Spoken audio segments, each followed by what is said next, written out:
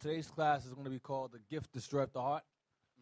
A gift destroyeth the heart, because that's what people are so hung up on Christmas is gifts and presents.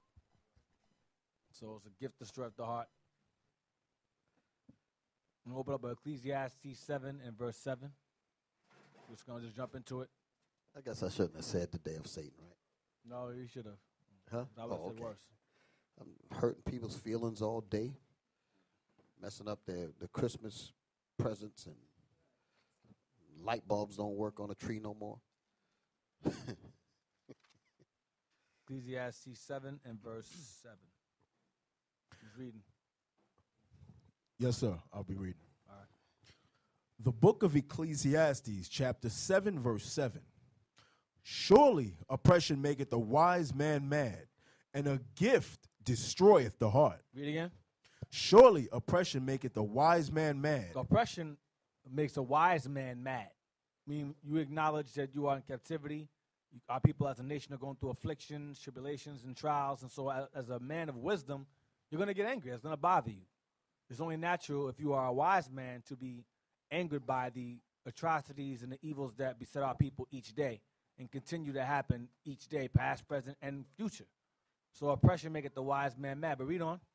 And a gift destroyeth the heart. But one of the things that sidetracks the Negro and Hispanic is a gift.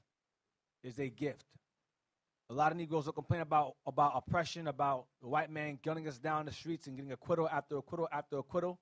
And as soon as the so-called holidays or folly days or holidays show up, they forget all of that, let bygones be bygones, and they right back to Negro land again, buying Christmas gifts, buying Thanksgiving gifts, and buying Halloween costumes. Dumbed down all over again, rocked to sleep. That's what happens.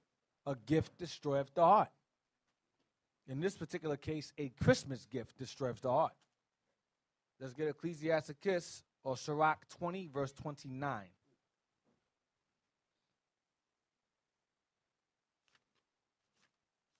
The book of Sirach, chapter 20 and verse 29.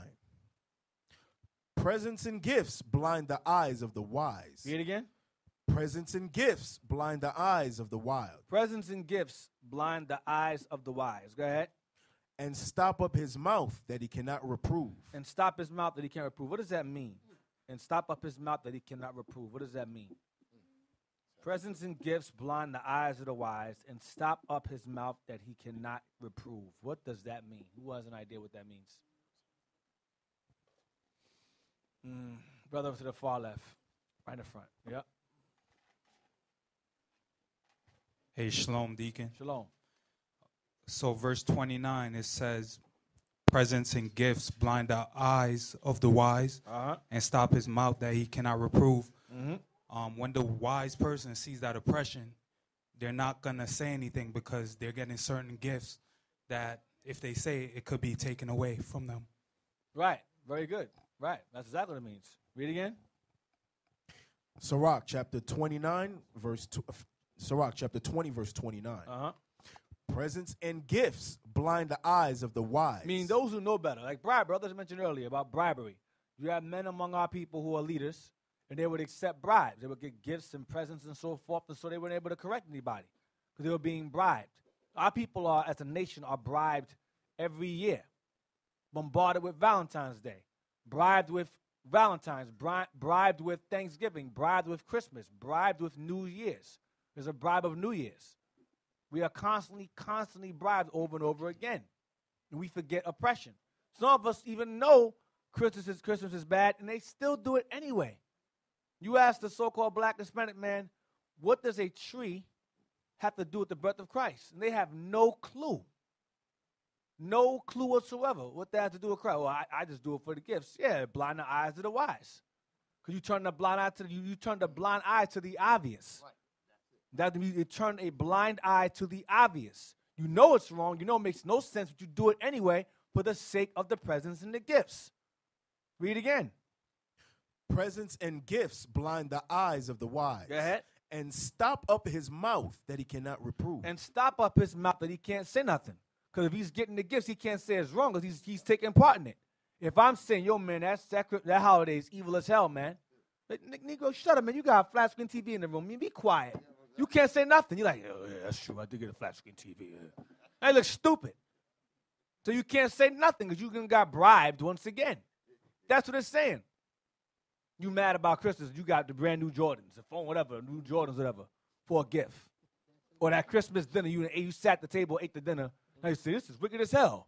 This food is good, though. But it's wicked. Right. It's good. You sound ridiculous that you can't say a word. Get Exodus 23, verse 8. Where's he getting this from? Exodus 23 and verse 8. Now, the other had done a class, a year or so back, which is to me was groundbreaking about the origin of Christmas. I got like over 100,000 views by now on YouTube, like thousands of views.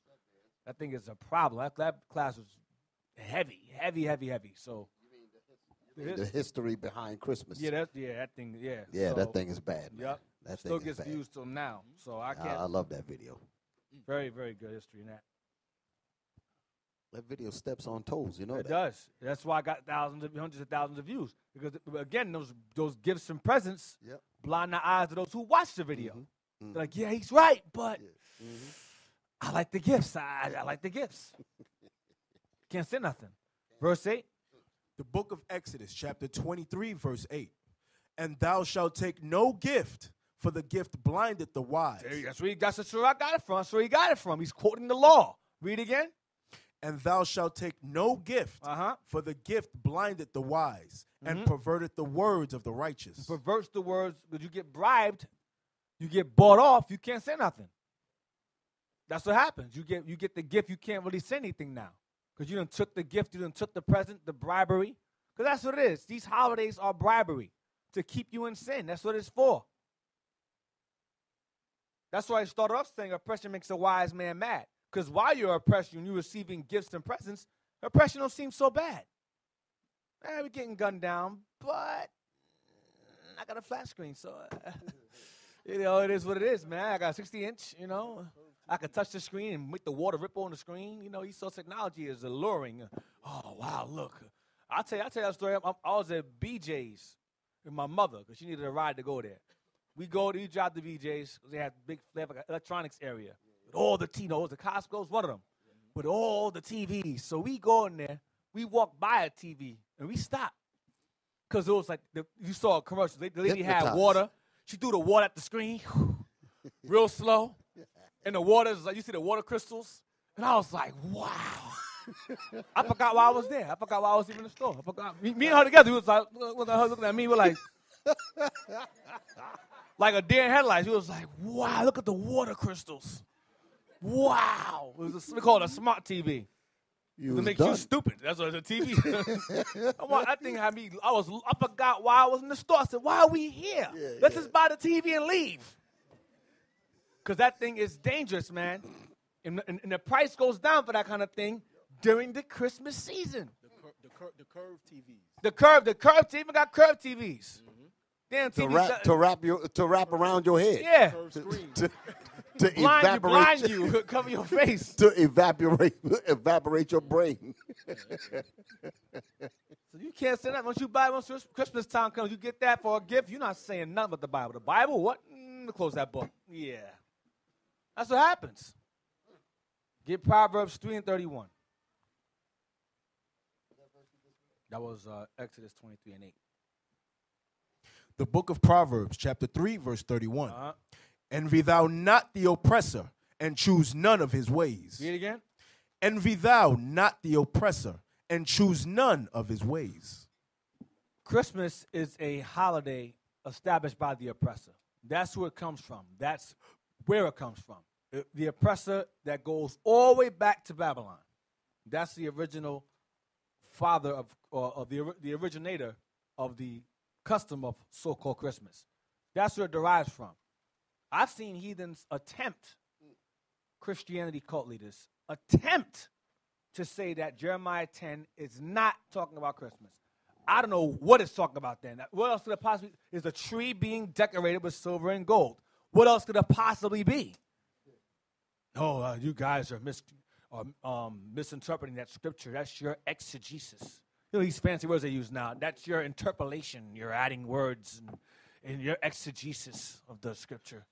Okay, well, what the hell does it mean then? You did a tree, you cut it down, you set it up, you put gold on it. What is that? What is that today? Is it not Christmas? But to try to, that's a Jedi mind trick. It's not Christmas, Negro. It's not Christmas. It's not pagan. It's not pagan. Here's a gift. Thank you. I will take the gift. That's how a white man does us. He figures if he says it, it's not what it is. And the Negro, the Negro, he goes with it. Because they're so prideful. They're so prideful to have so much. They have such power. Understand how much power the white man has. He has such power. He can tell you the sky is green. And Negroes goes, you know what? It is kind of green. When you look at it sideways like that, turn your neck a certain way, it look kind of green. That's how much power he has. He has that kind of. That's why when the Negro says no, it's blue, they get mad. Oh, that's your exegesis. That's your interpretation. It's greenish. They want to be in agreement with him no matter what. No matter what it is. So again, when he says something, to him it's law, and to you he understands. For you, it's supposed to be law because he said it. Jeremiah 10 is Christmas. It's straight up, undeniably, irrefutably Christmas celebration. That goes back to Assyria and Babylon. Remember last week, I showed y'all last week, they would hang heads, they would pile up heads. They would take those heads and hang them on palm trees. That's where you get the ornaments from. That's not ornaments, that's a representation of skulls on the tree. That's what it is. The tinsel, the golden, they call it tinsel, right? The gold and silver tinsel, they actually took gold, real gold, and wrapped it around the tree. That's where it comes from. It's a pagan practice. Read again. The book of Proverbs, chapter 3, verse 31. Envy thou not the oppressor, and choose none of his ways. And it says, choose none of his ways, his traditions, his customs. Choose none of his ways. And we choose it because it's been implanted in us from slavery. Consciously, subconsciously, we do it. We worship him in one form or another. We worship this man to the point where he'll say he'll make certain shows he'll have on television. He'll show it's pagan. I think it was a cartoon show, it was Futurama. They travel back in time, back and forth, and they show a scene. In the scene, it shows a palm tree with lights around it. It's Christmas.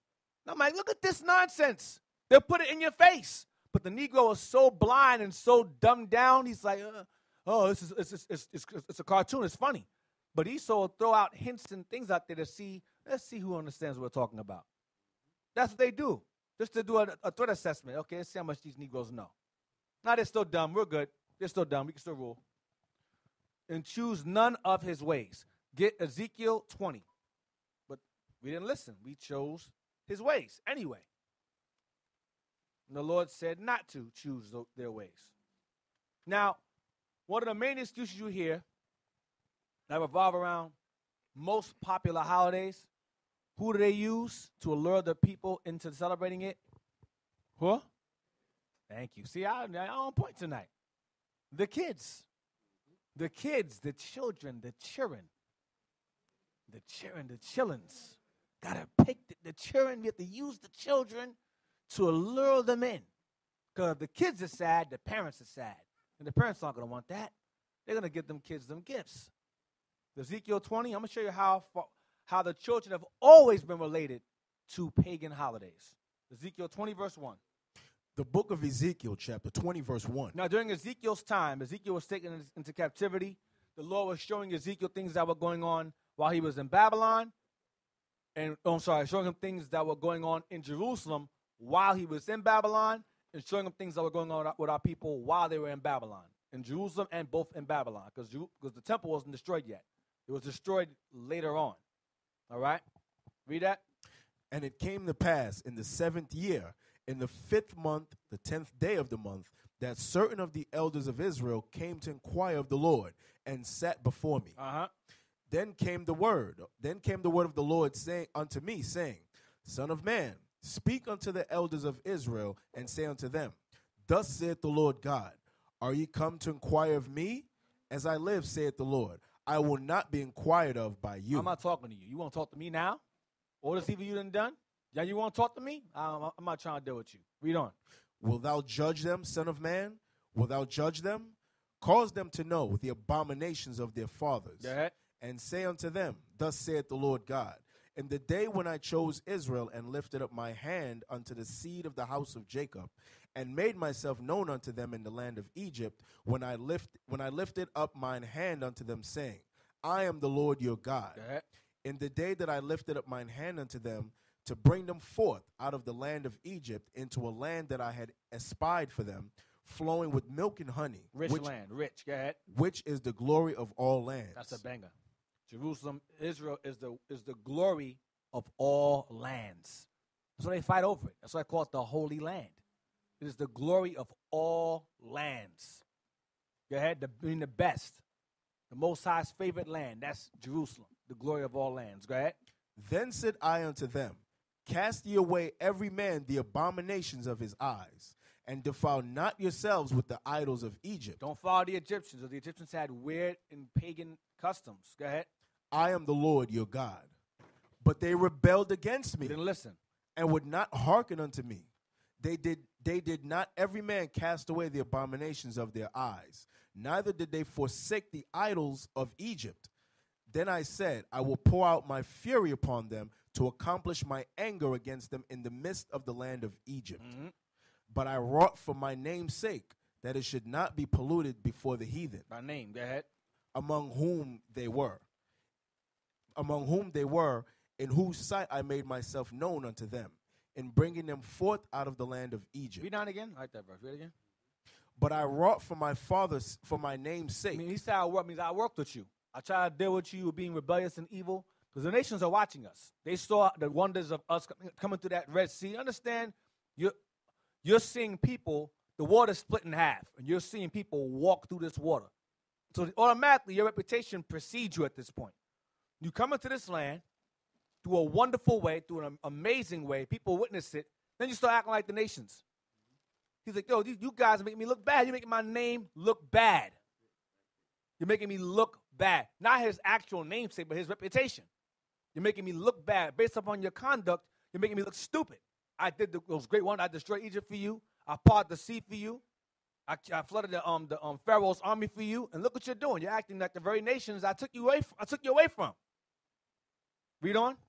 But I wrought for my name's sake, that it should not be polluted before the heathen, among whom they were. Because this verse shows that the name is of importance based upon your actions, the reputation. Your name only has relevance based upon our conduct, not you saying it a dozen times in every video. That's not power behind that.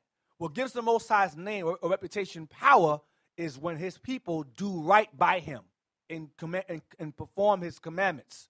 That makes his name powerful. That makes his name good. You understand? Not just throwing it around Yahweh or Lord or whatever, or higher or whatever. That doesn't give any power. Throwing it around while you're being wicked as hell. There's no power behind that. What you do gives it its power. You understand what I'm saying? Read on.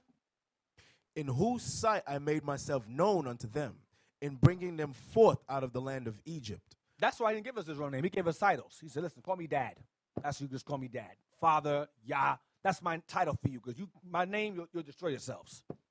Just use that for now until you're ready. Because right now, we're still kids in here. We're not ready for that right now. Read on. Wherefore I caused them to go forth out of the land of Egypt, and brought them into the wilderness. And I gave them my statutes and showed them my judgments, which if a man do, he shall even live in them. Right. Moreover, also I gave them my Sabbaths, to be a sign between me and them, that they might know that I am the Lord that sanctify them. So the Sabbath was established to acknowledge that he made a covenant between us and him. Now, remember, the Sabbath was made long before Israel even existed. So it's letting you know that the Lord established the Sabbath day because later on he was going to create his people, which is heavy. Go ahead. But the house of Israel rebelled against me in the wilderness. As we usually do. Go ahead. They walked not in my statutes, and they despised my judgments. His name, same thing. Go ahead. Which if a man do, he shall even live in them. If you don't, you die instead. Go ahead. And my Sabbaths they greatly polluted. Then I said, I would pour out my fury upon them in the wilderness to consume them. But I wrought for my name's sake. Try with y'all again and again. Go ahead. That it should not be polluted before the heathen, in whose sight I brought them out. Go ahead. Yet also I lifted up my hand unto them in the wilderness, that I would not bring them into the land which I given to them, flowing with milk and honey, which is the glory of all lands. He says the Most High says things once and twice, so you can't say he didn't say it. He'll say it 2 times. Jake don't listen. I dealt with you, you messed my name up. I dealt with you, you messed my name up. I gave you the most glorious land above all lands, and you messed that up. Go ahead. Because they despised my judgments and walked not in my statutes, but polluted my Sabbath, for their heart went after their idols. What they want to do. Go ahead. Nevertheless, mine eyes spared them from destroying them. Neither did I make an end of them in the wilderness. But I said unto their children in the wilderness, walk ye not in the statutes of your father, neither observe their judgments, nor defile yourselves with their idols. I am the Lord your God. Walk in my statutes and keep my judgments and do them. And hallow my Sabbaths, and they shall be a sign between me and you, that ye may know that I am the Lord your God. Notwithstanding, the children of Israel rebelled against me. Here we go again. They walked not in my statutes, neither kept my judgments to do them, which if a man do, he shall even live in them. They polluted my Sabbaths. Then I said I would pour out my fury upon them to accomplish my anger against them in the wilderness. Nevertheless, I withdrew mine hand and wrought for my name's sake, that it should not be polluted in the sight of the heathen, in whose sight I brought them forth. I lifted up my hand unto them also in the wilderness, that I would scatter them among the heathen and disperse them through the countries. That's what he did. He calls what is called the diaspora. That's what he calls. I cause you to be scattered all over the place. Go ahead. The dispersion. Go ahead. That's verse 23. Go ahead. Because they had not executed my judgments, but had despised my statutes and had polluted my Sabbaths, and their eyes went after their fathers' idols. Wherefore I gave them also statutes that were not good. Meaning punishments, judgments. Go ahead. And judgments whereby they should not live. And they should die. Go ahead. And I polluted them in their own gifts. And their own what? In their own gifts. And I polluted them or punished them in their own gifts. Watch this. In that they caused to pass through the fire all that openeth the womb, that I might make them desolate, to the end that they might know that I am the Lord. So when Israel gave gifts, their gift was their kids. And they would take their kids, as soon as they were born, they would throw them in the fire to worship Baal or Tammuz or Ashtoreth, because these guys required blood sacrifice, primarily of children, because it was a pagan practice that Tammuz was a child who died during birth. As soon as he was born, he died young. And there was a women's job to mourn for him, to mourn for Tammuz. So they had to express their mourning for him by also receiving a loss of a child of their own. So they had to basically take their child and kill their child so they can mourn the way Tammuz's mom mourned for him. They mourned for their children as well. That was the common practice of paganism at that time, to sacrifice your child. So likewise, when Israel celebrates these customs, we make that sacrifice for our kids. That is the whole purpose. That's what we do. You understand? And during the Christmas holiday that they have on this side, we were the gifts in slavery. Okay? I'm just throwing that in there. I know it's a totally different time period.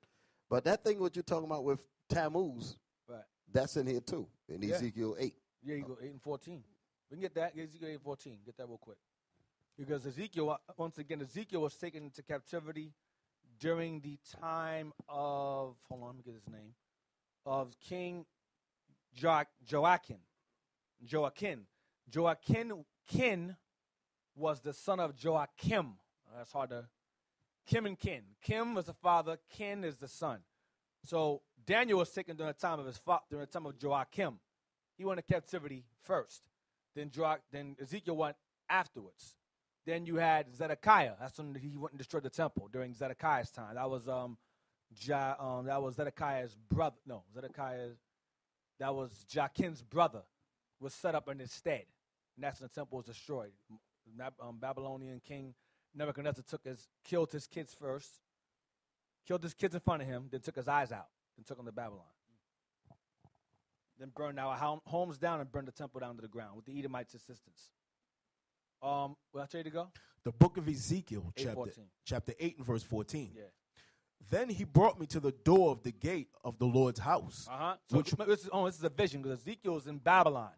So this is going on in Jerusalem. Remember, Jerusalem was not destroyed as of yet. Okay? So during this time, Ezekiel's being shown a vision of what Israel was doing, who were not taken captive yet because they took us in waves. I brought this out last week.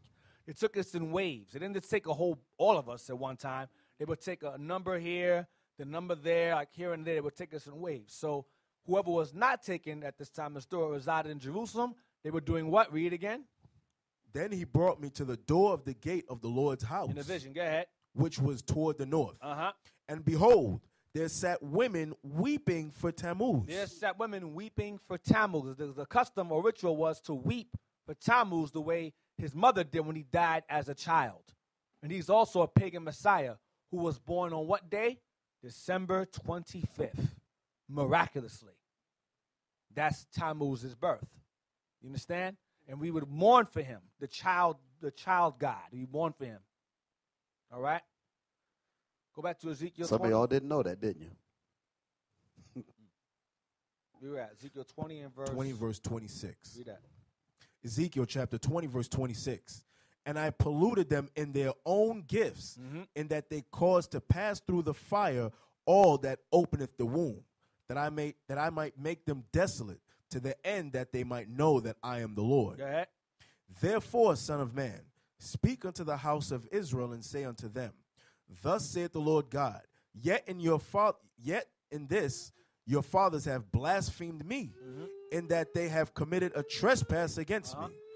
For when I had brought them into the land, for which I lifted up my hand to give it to them, then they saw every high hill and all the thick trees, and they offered there their sacrifices, and they presented the provocation of their offering.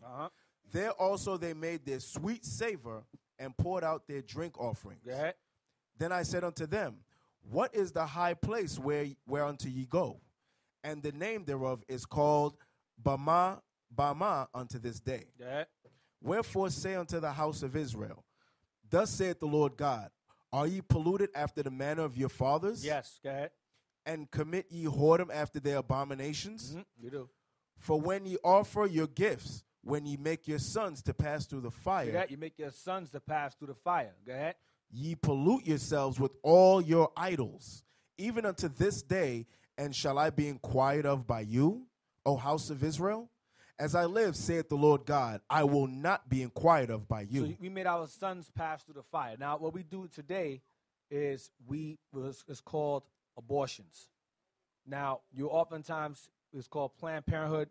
You oftentimes hear the argument of, well, abortions are good or Planned Parenthood is good because you have situations of incest and you have situations of rape. That's what the Edomite women produce. They present that as an argument. However, here's what they leave out. Less than 4% of that consists of incest and rape. The 90th percentile of that is convenience or inconvenience. 96% is based upon convenience or inconvenience, meaning I'm not ready right now. Yeah, he laid with me. Yeah, I'm pregnant, but I'm still young. I want to have fun. Convenience or inconvenience. I have a job. I'm independent. I'm making this amount of money. I'm not ready for that right now. Convenience or inconvenience. That is the same thing as sacrifice. It's the same exact thing for their idols. Their idol is themselves. Their idol is their job. Their idol is their lust. That is the same exact thing. Esau's gift to them is, I'll take your child and rip it out of you, and then I'll take the organs and gather those together and sell those on the highest market. They do that. They don't just throw babies away. I hope you don't think that that's what goes on. They take them black organs. Some black organs is blessed. Israel, we are people that you don't understand. We are far beyond even genetically special, to the point where Esau takes our hearts, our limbs, lungs, whatever he can gather, and he puts them in all kinds of farms and so forth. And Esau goes and they bid. I'll take the heart. They do it. Yeah, they sound like a movie, sci-fi. It's not. They do this. Children go missing all the time. Some children are found with no organs at all. One child, they say he killed himself. Open him up full of paper. So he killed himself. He slit his throat, cut himself open, took his organs out, sewed himself back up, and then he hung himself. This is what he used to tell you. Negroes was like, yeah, he did. He killed himself, took his organs out, threw them out, and this is Jay think like this. They have found children without organs. 32. Verse 32. And that which cometh into your mind shall not be at all that ye say. We will be as the heathen. This is why we celebrate these customs. Go ahead. We will be as the heathen, as the families of the countries, to serve wood and stone. To serve wood and stone, because we will either worship stones, like as in Islam, or wood as in the wooden cross, or tree stumps. Trees, period, trees. Stalks, or whatever they call them, stocks. Right. That's what we would do. We would sacrifice on top of that stock, or decorate it. Jeremiah 10. Start at verse 32. Jeremiah 10 and verse 1. The book of Jeremiah, chapter 10 and verse 1. Hear ye the word which the Lord speaketh unto you, O house of Israel. Thus saith the Lord, learn not the way of the heathen, and be not dismayed at the signs of heaven, for the heathen are dismayed at them. Yeah, read again. Thus saith the Lord, learn not the way of the heathen. Which goes back to Proverbs when it says, the oppressor choose none of his ways. Saying the same exact thing. Go ahead.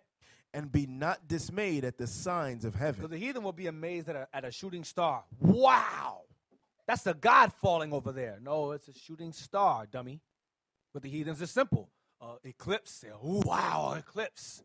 Shooting star, the sun rising, the sun going down, the water flowing through the rocks. They were well, not water, that's the heavens, but the heavens stars, shooting stars, or the sun shining, or the moon, the half a moon. They would worship all kind of nonsense. So they were simple. We would follow right behind them. Go ahead. Thus saith the Lord, learn not the way of the heathen, and be not dismayed at the signs of heaven. Don't be afraid of the signs of heaven. Those are natural occurrences. Go ahead. For the heathen are dismayed at them. So the heathen are afraid of those things. Go ahead and make a big deal of it. Go ahead. For the customs of the people are vain. The customs or the laws or ordinances of the people are vain, of no value, or lies. That's what it means. Go ahead. For one cutteth a tree out of the forest. One goes and there's a custom. They go into the tree and cut it out of the forest. Go ahead.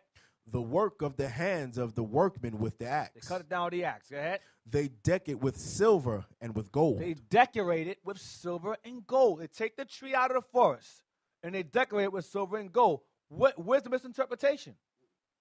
Where is the misinterpretation? It's clearly obvious what it is. Why is it, you said, where's the misinterpretation? How many of y'all heard of this term called cognitive dissonance? Can somebody explain what that means?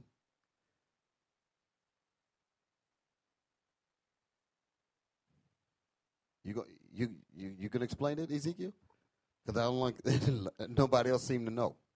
Cognitive dissonance, that's willful ignorance. Okay, that's an easy way of saying it. I don't want to know about it. Even though you're trying to tell me about it, I don't want to know so I can be blameless. Put just a second. Yeah. Put it up there. The term, can y'all see it? Yeah.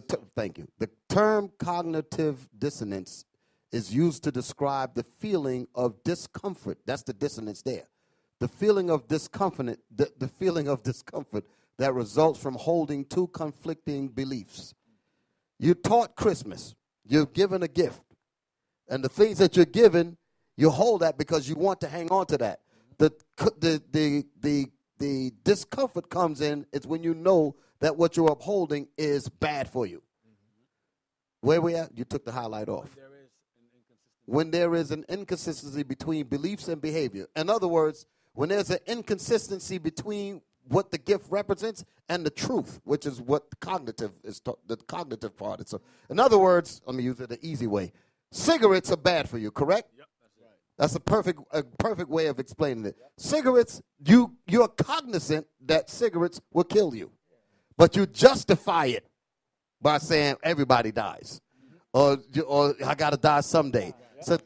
But it still doesn't get rid of the fact that you know that cigarettes cause cancer. The Surgeon General determined, huge ad, 1/3 of the page, cigarettes smoking will kill you.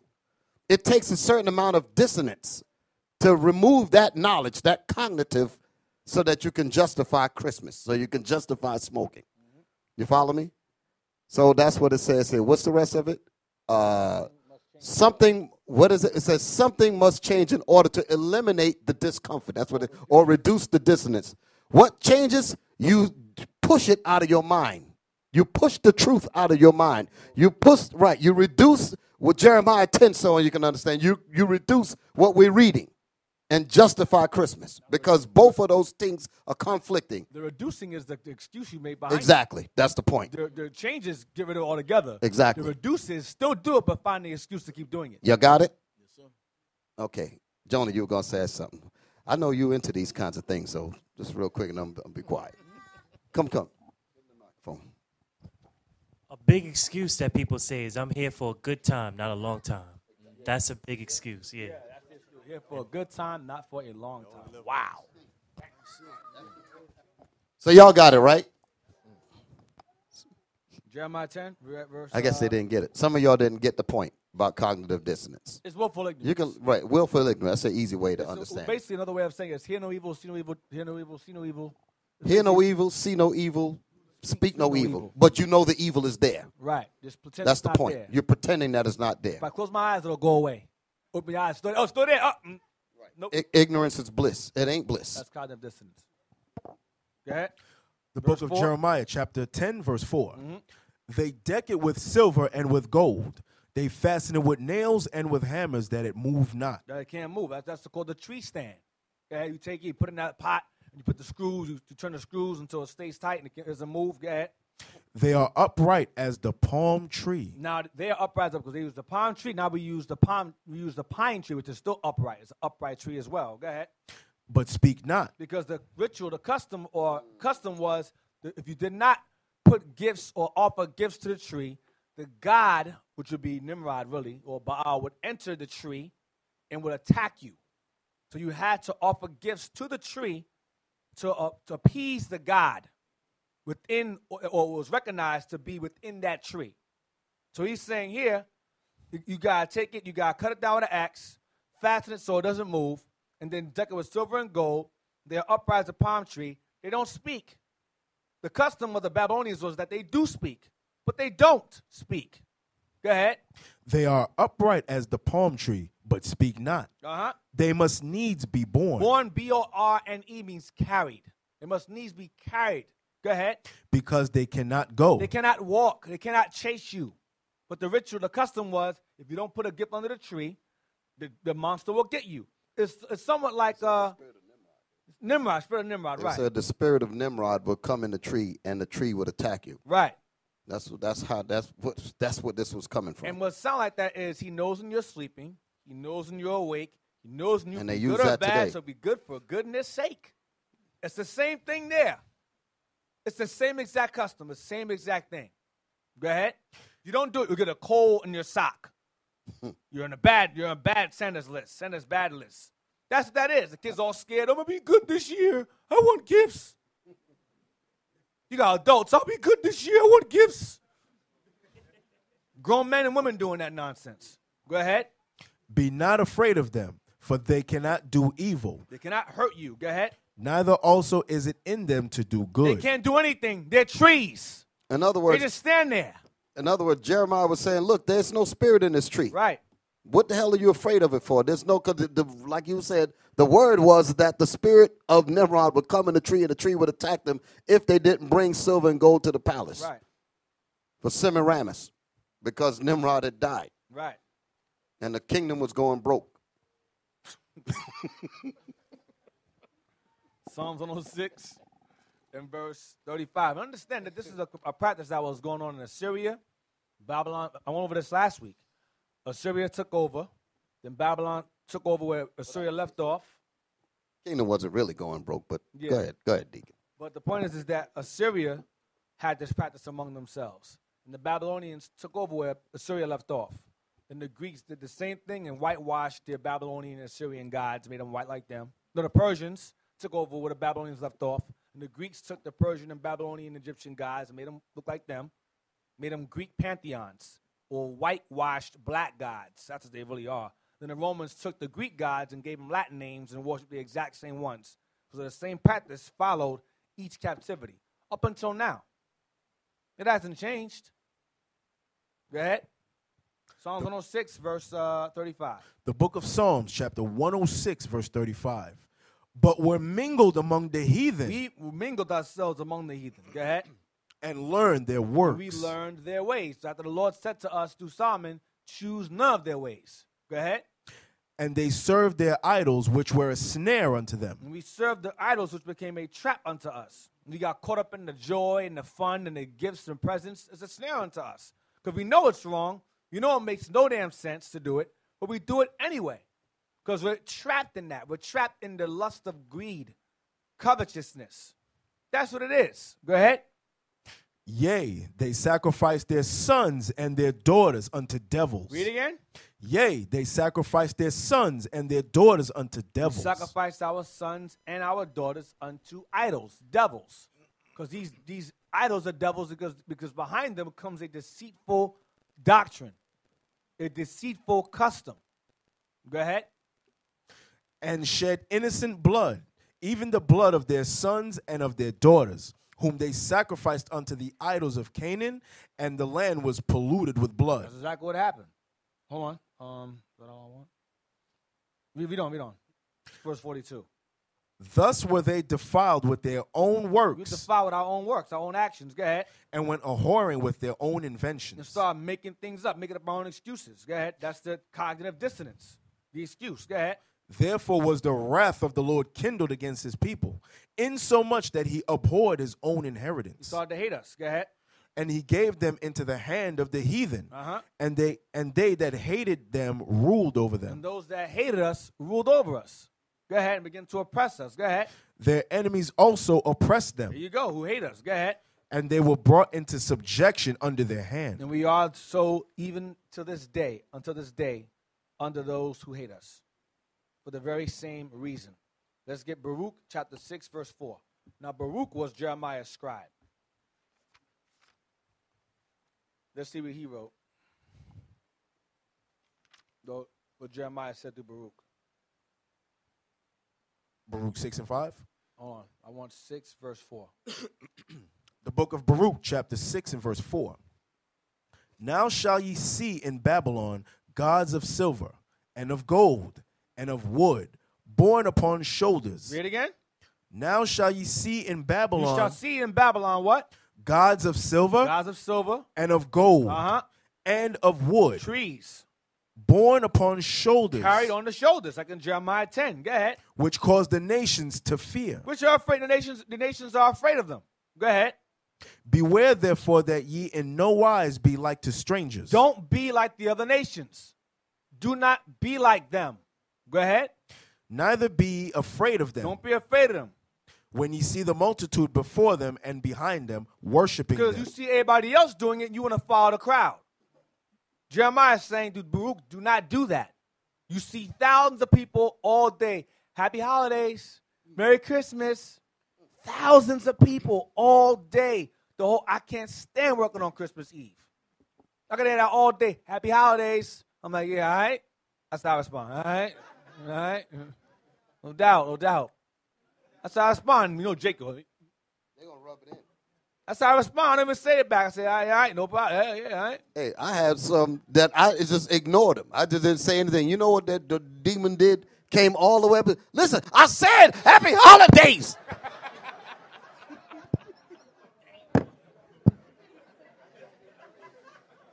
Stirring up demons. That's why I got to respond. They'll do that. Jake is adamant, man, about that nonsense. I said Merry Christmas.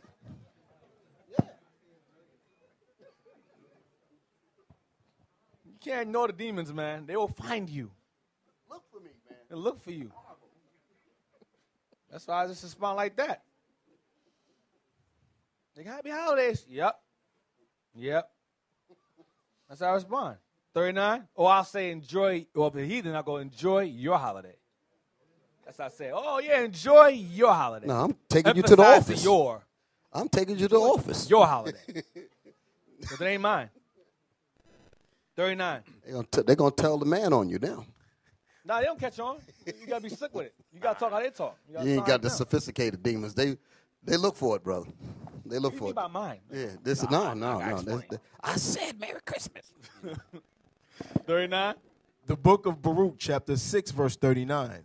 They're gods of wood, and which are overlaid with gold and silver. Read it again. They're gods of wood. They're gods of wood. And which are overlaid with gold and silver. Which are covered or decorated with gold and silver. Same thing, because the tree is the god. Go ahead. Or the stock is the god. Go ahead. Are like the stones that be hewn out of the mountain. They that worship them shall be confounded. Confused. Go ahead. How should a man then think and say that they are gods, when even the Chaldeans Babylonians, themselves, go ahead. even when the Chaldeans themselves dishonor them? Don't take them seriously. Even the Edomites, you have Edomites who go, listen, that's pagan. I don't celebrate that. I've seen Edomites on TV go, listen, it's pagan. You shouldn't celebrate that. But Jake do it anyway. Go ahead. Who, if they shall see one dumb that cannot speak, they bring him and entreat Bel that he may speak. And entreat who? And entreat Bel that he may speak. Keep that in mind. Entreat Bel that he may speak. Bel, go ahead. As though he were able to understand. Cannot understand because it's not alive. Go ahead. Yet they cannot understand this themselves and leave them, for they have no knowledge. Yeah, he don't sit there and go, hey, Bel. How you do the idols are standing there. It's an idol, it's a toy. Just sitting there. They're like, yeah, I want so-and-so, and I want this, and I want that blessing. It's just sitting there. And the heathen just sit there and keep talking to it like it's going to talk back to them. It's not. But this is how the heathen were. And Jake will fall right behind the heathens and do the exact same thing. Get Deuteronomy 7:25. Deuteronomy 7, verse 25. The book of Deuteronomy, chapter 7, verse 25. The graven images of their gods shall ye burn with fire. Destroy their gods. Do not try to reason with it. Find a gray area. It says destroy their gods. Go ahead. Thou shalt not desire the silver or gold that is on them. That's what we did. Thou shalt not desire the silver or gold and silver and gold tinsel that is on them. Go ahead. Nor take it unto thee, lest thou be snared therein. That's what happens. Go ahead. For it is an abomination to the Lord thy God. Next verse. Neither shalt thou bring an abomination into thine house. What's the abomination we bring into our house today? The Christmas tree. You see on every corner a whole bunch of trees wrapped in that plastic in a line by hundreds. And they sell out in one night. They sell out in a day. Gone. So in some Jakes, you got that one Jake that be simple as hell. He'll buy the most driest one and put all the lights he can find. Put all kind of lights on it. His street lights from his car, headlights, flashlights hanging on the tree. His whole house is on fire. There you go. Then you see the Christmas lights on the fire trucks coming to put the fire out. Yeah. Burn the whole house down. Burn the whole house down. You say you got Christmas now. Gifts and all burned. House burned. Gifts burned. Him burned. That's God's judgment. Yeah, that's God's judgment. That's beautiful. That's God's judgment. 26. Neither shalt thou bring an abomination into thine house, including them gifts. Go ahead. Lest thou be a cursed thing like it. Lest you be a cursed thing and get destroyed along with it. Go ahead. But thou shalt utterly detest it. Your job is to despise it, hate it. Go ahead. And thou shalt utterly abhor it. For it is a cursed thing. It is a cursed thing. It's a cursed thing. You're supposed to despise these Christmas trees. Despise the turkey. Despise the costumes on Halloween. Despise the New Year's ball dropping. Some of y'all love that thing. I watch it. Sit there, turn TV on. It's going to drop. 5, 4, 3, 2, 1. New niggas. Yay! Man, I used to see so many, in my days of being with Satan in the world, you know, I went to that madness once, that ball dropping thing, way back in 86. Damn. How many, yeah, that's how fun. That's when it was, 86. Went the ball drop. How many of y'all were born in 86? Yeah, I know, I reveal my age, so what? 80s, that was the last time, though. I seen this dude get robbed. Man, they chased him. He said, he's running with the money. Get him, get him, get him. They beat the hell out of him. In front of everybody. They suspended him, like 4 of them. They each grabbed a limb, suspended him in the air. Then a little short Negro reached down and went into his pockets. Wham! Pulled a wad of money out. Then they dropped him like a boom. And then they all took off. Wasn't a cop nowhere. I said, these niggas out here is crazy. Huh? Yeah, that's when they had the light blue. I think they had the light blue uniforms then. But they weren't nowhere around. Dang. Go ahead, Deacon. Brother, get Joshua 6:18. He robbed him blind, man, for everybody. The book of Joshua, chapter 6, verse 18. And ye in any wise keep yourself from the accursed thing. Keep yourselves from the accursed things. Go ahead. Lest ye make yourselves accursed. When you make yourselves accursed. That's what happens. Go ahead. When ye take of the accursed thing. When you take it, when you buy it or purchase it and bring it to your home, go ahead. And make the camp of Israel a curse and trouble it. Read it again. And make the camp No, read it from the top. I'm sorry. And ye in any wise keep yourselves from the accursed thing. Lest ye make yourselves accursed. Lest you make yourselves accursed. Go ahead. When ye take of the accursed thing, and make the camp of Israel a curse and trouble it. What you don't understand is the Most High doesn't punish the individual. He'll punish an entire nation for the act of one. That's what he does. He says, if you bring that into your home, I'm going to punish all of y'all at one time. I'm not going to just punish one guy. I'm going to punish a whole bunch of you. So y'all all going to be wondering, what's going on? Who brought the damn shit up in here? Right. Where's Achan at? Where's Achan? Achan, he brought that Babylonish garment to his tent, and people started dying. He said, something's wrong. People are dying. Joshua said, listen, Lord, people are dying. Something is wrong. He said, check your camp. Check the tents. And they had to do a damn lineup. Listen, he said, check your tribe. Check Judah. Because among you was some Negro, N-word. It was me. I stole it. Joshua said, listen, kill him, kill his wife, kids, and kill his animals. Burn him alive. Burn everything. Burn his tent. Burn everything. No remembrance. Burn everything. So, listen. And the Lord was pleased with that thing. Yeah, he didn't care. The act of one can affect many with Israel. The Most High punishes Israel as a whole, not just Christianity is individualites. And Christianity punish, I'm saved or I'm delivered. The Lord goes, no. I'm gonna save all of you at one time. If I kill one, I'm gonna kill a lot of y'all. That forces Israel to work together and to keep their corners covered. That's what it does. It forces you to check this. If one guy's evil will affect you, you're gonna get him first. Yeah, that's the most side. If I punish others for the act of one, the others will act. I don't gotta do nothing. It's like in the classroom when the kids, you have the bad kids and good kids. The bad kids misbehave, no one go outside. Everybody mad. So next time, man, shut up, man. I'm going to go outside and play today. Shut up. The kids step in for you. You ain't got to do nothing. Sit back and watch. Some of y'all know that. Some of y'all be mad as hell. Listen, I want recess, man. I want to play. I got G.I. Joes. I want to play my G.I. Joes today, man. You playing games. Don't fool the teacher. Kids lose their mind. Like they did that dude on Full Metal Jacket. Yeah. He kept messing up and making everybody do PT. They beat on a bag of soap. They held him down in the bunk bed and beat him with a bat. Tossed behind up. He got the message after that. He was good after that. He was good for a moment. Yeah.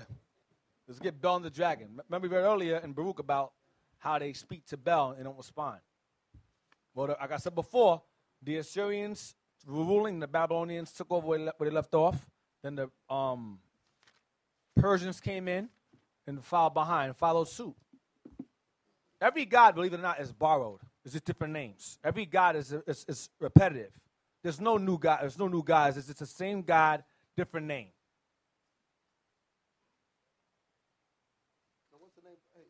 So if that's the case, what's the name? What's the base name of the gods that they're dealing with?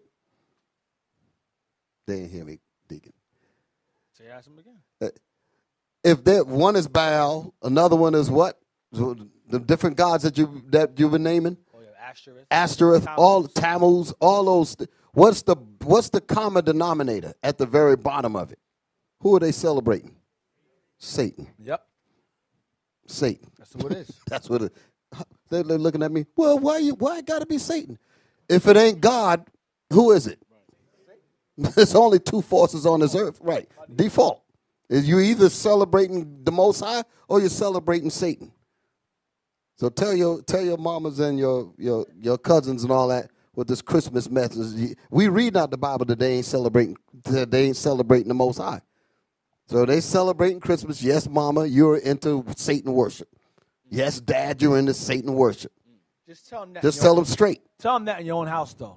Don't tell them that in their house. You worshiping Satan. The nigga, get out. Why am I stuck outside in the street? Merry Christmas. Blah. Some of y'all simple. Y'all all right? All right. That's good the deacon said that. I have y'all in the street. Damn, y'all, so I'm under a bridge now. Trying to keep warm. Bel and the Dragon, verse 1. The book of Bel and the Dragon, verse 1. And King Astyages was gathered to his fathers, and Cyrus of Persia received his kingdom. And Daniel conversed with the king, and was honored above all his friends. Yeah. Now the Babylonians had an idol called Bel. Remember that in Baruch. Bel, go ahead. And there were spent upon him every day 12 great measures of fine flour and 40 sheep and 6 vessels of wine. That's money. Money was spent on this God. It's the same exact thing as Christmas and Halloween and New Year's. Money was spent. Go ahead. And the to honor this God. Go ahead. And the king worshipped it. Go ahead. And went daily to adore it. But Daniel worshipped his own God. Daniel said, I ain't worshiping now. I have my own God to worship. Go ahead. And the king said unto him, Why dost not thou worship Bel? Why don't you worship Bel? Why don't you celebrate Christmas with everybody else? Go ahead. Who answered and said, Because I may not worship idols made with hands, but the living God who hath created the heaven and the earth, and hath sovereignty over all flesh. I worship that God. Go ahead. Then said the king unto him, Thinkest thou not that Bel is a living God? Isn't Bel a living God too? Go ahead. Seest thou not how much he eateth and drinketh every day? He goes, see? But look, Bel eats and drinks every day. Because it was an idol, a dragon idol. He goes, see? Bel eats and drinks all the time. Look at the food's eating. See? Watch this. Then Daniel smiled Stop. Daniel was like, this guy is stupid as hell. Now that's his boss. He ain't going to say it, but Daniel was like, oh, God. Oh, king, he's simple. Go ahead. Then Daniel smiled and said, O king, be not deceived. Don't fall for it. Go ahead. For this is but clay within and brass without, and did never eat or drink anything. This thing isn't real, king. It's made of clay inside and made of what outside? Brass outside. It didn't eat anything. It's not alive. Go ahead. So the king was wroth. The king got mad because he took Daniel seriously. Go ahead. For his priests, and said unto them. No, read again. So the king was wroth, and called for his priests, and said unto them, If ye tell me not who this is that devoureth these expenses, ye shall die. So what was happening? They were robbing him. His priest was robbing him. Remember, he's providing food, 40,000. That's money. He's thinking the idol is eating it. Yeah, he's thinking the idol eating it. He's like, listen, whoever spent my damn money, man, you better tell me I'm going to kill you. Who was spending my money? Who's eating about my damn food? Go ahead. But if he can certify me that Bel devoured them, then Daniel shall die. If you could prove to me that there's idols eating this food, I'll kill Daniel. Go ahead. For he had spoken blasphemy against Bel. And Daniel said unto the king, let it be according to thy word. Whatever. Now All right, if you don't kill me, okay. Go ahead. Go ahead. Now the priests of Bel were 70. 70. Beside their wives and children. He feeding families. The person, the king was feeding families, man. 70 men aside from their wives and children. Go ahead. And the king went with Daniel into the temple of Bel. They gave him a temple. Go ahead. So Bel's priest said, lo, we go out. We're going to leave now. Go ahead. But thou, O king, set on the meat and make ready the wine. So imagine, this is the idol right here. This is the idol. They say, put the food right here in front of the idol. Put the food right here. And the food and the drink right here. He's going to eat it. Then close the door behind him. Then they're going to leave the room and close the door. Go ahead. Watch. So Bel's priest said, lo, we go out. But thou, O king, set on the meat and make ready the wine and shut the door fast. And close the door and lock it up. Go ahead. And seal it with thine own signet. And have no one go inside without your authority. Go ahead. And tomorrow, when thou comest in, go ahead. If thou findest not that Bel hath eaten up all, we will suffer death. Then if you see that he didn't eat this food, then kill us. Go ahead. Or else Daniel, that speaketh falsely against us. Or kill Daniel for lying on us. Go ahead. And they little regarded it. They didn't care. Say, hey, yeah. He don't eat they didn't care. They had no worries, no concerns. Go ahead. For under the table they had made a privy entrance. Stop. So they had under the table where the God is a secret door where they would go underground, come up, and then eat the food, go back through the door, and go. They was cunning. Well, watch this. Read on. Watch this. They wanted that idol to live. They wanted the idol. They were eating. Yeah. That was their bread. Idol was their bread and butter. Go ahead. For under the table they had made a privy entrance, whereby they entered in continually and consumed those things. He was feeding them. Go ahead.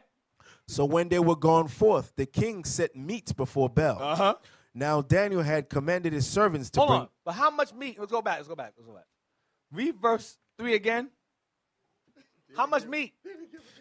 Now the Babylonians had an idol called Bel, and there were spent upon him every day 12 great measures of fine flour and 40 sheep and 6 vessels of wine. That's a lot of money.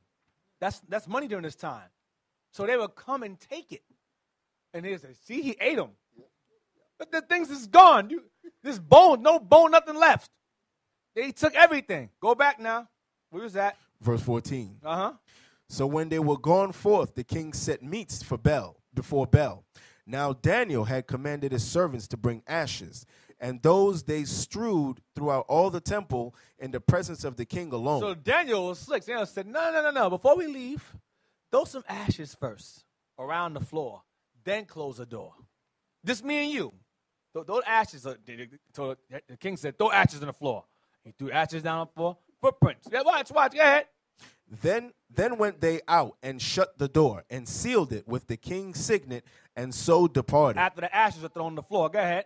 Now in the night came the priests with their wives and children. So not only did the priests come into the room to eat, they brought their wives and children through the door to eat. Yeah, he brought 40,000 sheep. Damn.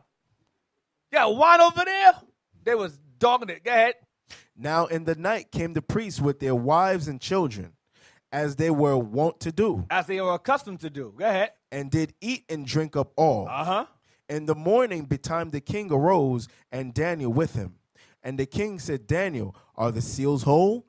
And he said, yea, O king, they be whole. Right, and they only opened the door. Go ahead. And as soon as he had opened the door, the king looked upon the table and cried with a loud voice, Great art thou, O Bel. Great art thou, O Bel. Eat and be merry. Go ahead. And with thee is no deceit at all. And you ate all this food. I see in your face, Daniel. In your face. Go ahead. Then laughed Daniel. Man, Daniel's like, ah. Daniel started laughing at him. Go ahead. And held the king that he should. He said, step back. Hold on, king. Hold on. Hold that thought. Step back. Just take a step back real quick. Go ahead. Don't get too happy. Go ahead. Then laughed Daniel and held the king that he should not go in, and said, Behold now the pavement, Look at the floor. Go ahead. and mark well those footsteps are these. Whose footsteps are those? Go ahead. And the king said, I see the footsteps of men, women, and children. Go ahead. That is rough. And then the king was angry The king up here. They realized they were calling him a fool. They robbing me. Go ahead. and took the priests with their wives and children, who showed them the privy Show me doors. how you get in here. How'd you get in this room? Here, sir. Open the secret door. Go ahead. where they came in, and consumed such things as were upon the table. Uh-huh. Therefore the king slew them Damn. and delivered Bel into Daniel's power, who destroyed him and his temple. That's all I want. That's all I want. So now, why did I read that?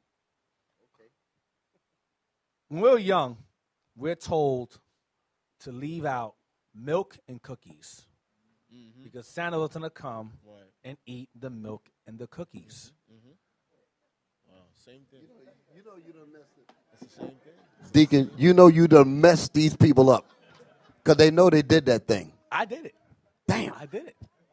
I was told. I saw it done. I did it. See, Cat, I'm not alone. Don't laugh at me. I'm not alone. But Some of y'all- they know. They know.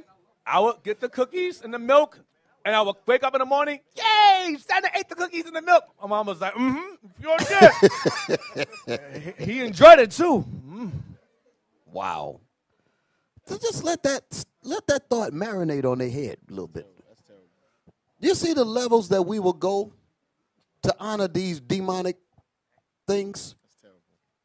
Our mothers, our fathers would lie. Yeah, I'm gonna get that Huh? right now. They would lie. They're lying to you. I've seen that thing. I was much younger. Y'all know this like eons ago. I went over to my cousin's house in New Jersey. They lived in New Jersey. And this was never mind the year. And this was on so-called Christmas Eve. My uncle, we were looking out the window. Now, this was supposed to be the deal like Christmas, what is it? What's his name? Santa Claus. He come down the chimney. He's supposed to come down your chimney and put gifts up under the tree. Y'all all right? That's what he's supposed to do. Until we looked out the window and saw our uncle taking gifts out of the trunk and sneaking in the house and doing it. That messed up Christmas for all of us. Yup. Yeah. At least for Happened to me. But Yeah. the point is, we lie. You mean to tell me the uncle never told them said, listen, there ain't no doggone white man coming down no chimney. We ain't even got a chimney. I've worked all year long to give y'all gifts, and I'm going to give the credit to the enemy. You see that? Which is crazy. Yeah. But that's the lie that we would do. Right.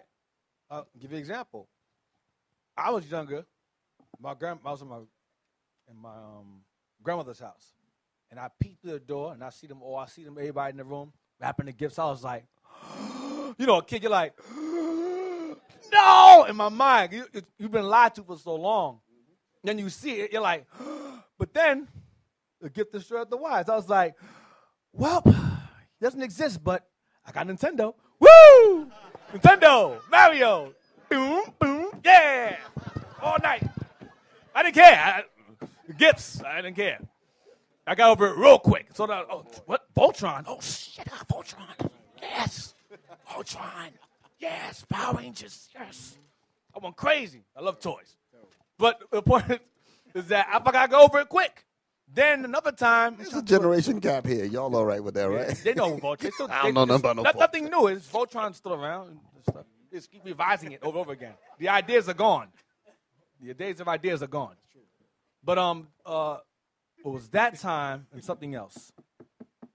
And something else happened. I forgot. But the point is that I caught on to that quick. It didn't take long for me to get over it. Some kids are devastated by that stuff. Some kids are hurt bad by that. Or you have parents. Oh, one time that's what happened. My friend, he was devious. His mom got him a gift, and the gift was under the tree. He's like, "Yo, man, I want to know what's in there. I want to know what's in there." I said, "Nah, man, just wait till Eve." He was like, "Hell no, I want to know what's in there." So he went to his kitchen, got a knife. He cut it real. He did some slick stuff. He cut the gift in a way where She couldn't tell. He cut it. Open. He's like, oh, man, Sega Saturn. Sweet. Take the back. I was like, yo, man, you done messed up Christmas. I was mad You at spoiled him. it. You spoiled it. If I was in my teens, I'm like, yo, man, you done messed up the whole damn Christmas, man. We know what's going on. He's like, yeah, man, but I guarantee you'll be back and play it, right? I was like, yeah, that's true. That's true. But I was actually hurt by him opening the gift. That's how That's the there's something demons. wrong with you. That's demons.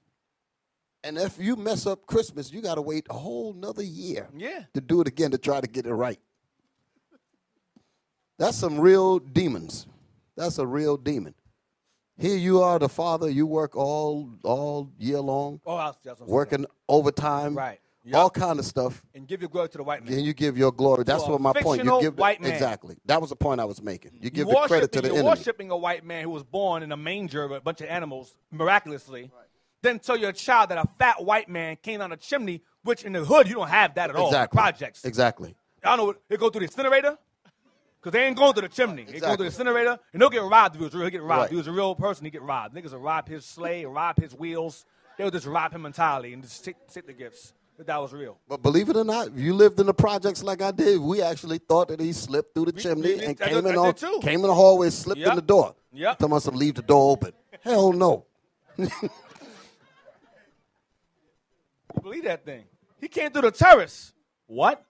That's not the story. Here's in my building. Ain't no chimney there. Leviticus 19, verse 11. We start lying to ourselves after a while. We start making things up. Leviticus 19, verse 11. The book of Leviticus, chapter 19, verse 11. Ye shall not steal, neither deal falsely, neither lie one to another. That's a law. Neither lie one to another or deal falsely. We tell your children that a fat white man from the North Pole gave them gifts. Imagine you working 60 hours in a week to save money for these gifts. You give all that hard work and the money you gain from that hard work, you give to an invisible fat white dude that doesn't exist. You take no credit for that. You take no credit for yourself, what you did. Hey, Deacon, it's even worse because sometimes, and y'all know, the parents, when they can't control the children, you know what they say? If you don't, because they be bad all year. Ain't paying daddy no attention, ain't paying mommy no attention. Come November, they know.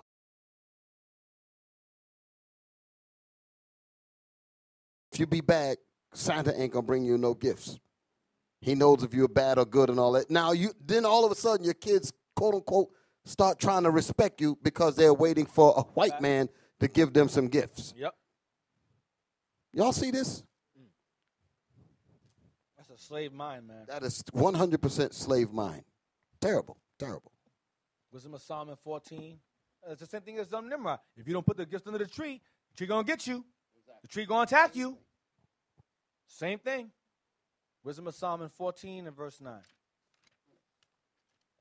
The book of Wisdom of Solomon, chapter 14, verse 9. For the ungodly. I'm sorry, because the point is this. Christmas is a reversal of that custom, because under Babylon, you gave gifts to the tree. You put gifts under the tree to give to the tree. Now it's reversed. Now you put gifts under the tree to give to yourselves. They just reversed it around. That's all they did. That's all I wanted. 14 verse 9. Wisdom of Solomon, chapter 14, verse 9. Right, that's Nimrod giving you gifts instead of you giving him gifts. For putting gold and silver on the tree, Nimrod giving you gifts. Right, that's that is. Yep. Read. For the ungodly and his ungodliness are both alike, hateful unto God. Read it again. For the ungodly and his ungodliness. So the ungodly and the actions of the ungodly, go ahead, are both alike, hateful unto God. This goes back when they say God loves the sinner and hates the sin. The Bible says no, he hates both alike. That's what this verse says. Read again. For the ungodly and his ungodliness. And his ungodliness, go ahead. Are both alike, hateful unto God. Are both the same and hated by God. That's what he's saying. Are both exactly the same and are hated by God. Jump down to verse 11 to 15. Verse 11. Therefore, even upon the idols of the Gentiles. You know what? Read verse 10. Verse 10. For that which is made shall be punished together with him that made it. Boom. Read it again. For that which is made shall be punished together with him that made So it. if you make that, set up that Christmas tree, you're going to get destroyed right along with it. Go ahead. Therefore, even upon the idols of the Gentiles shall there be a visitation. I'm going to visit the other nations. I'm going to visit the other nations for making these gods. Go ahead. Because in the creature of God, In the creation of God, go ahead. they are become an abomination and stumbling blocks to the souls of men, and the snare to the feet of the unwise. And the snare to the feet of the unwise. Go ahead. For the devising of idols was the beginning of spiritual fornication. Christmas is spiritual fornication. New Year's, Halloween, Thanksgiving, those spiritual fornication. Valentine's Day, Mother's Day, Father's Day, every so-called holiday outside the Bible or outside the ordinance of God is a spiritual fornication. Go ahead. For the devising of idols was the beginning of spiritual fornication, and the invention of them the corruption of life. Read on. For neither were they from the beginning, neither shall they be forever. For by the vain glory of men they entered into the world, and therefore shall they come shortly to an end. Because the vain glory of men goes into Nimrod. Nimrod was deified as a god when he lived. When he died, they still worshipped him. He still received vainglory even in his death. Likewise, his mother/wife, likewise his alleged son Tammuz. Same nonsense. It was all formed by the vainglory of men to worship men. Santa Claus is worshipped. Saint Nick or Kris Kringle, same thing. He's worshipped and he doesn't even exist. Go ahead. For a father afflicted with untimely mourning, when he hath made an image of his child soon taken away, That's Tammuz. Go ahead. now honored him as a god, Go ahead. which was then a dead man, Or dead child, dead male. Go ahead. and delivered to those that were under him ceremonies and sacrifices. Trees and gifts. Trees and gifts. That's what happened. Jump down to verse 16. Next verse. Thus in process of time, Thus, as time went on, go ahead, an ungodly custom of ceremonies and sacrifices, go ahead. grown strong was kept as a law. Grown strong means it gained popularity. It gained fame. It gained importance. It became what? Was kept what? Was kept as a law. It became a holiday. It was kept now as a law. Some of us get the day off. Now it's a holiday, a day off. Go ahead. Engraven. That's the gift, and that's also a gift or a Christmas bonus. Exactly. That was a gift because in slavery they would give us those days off.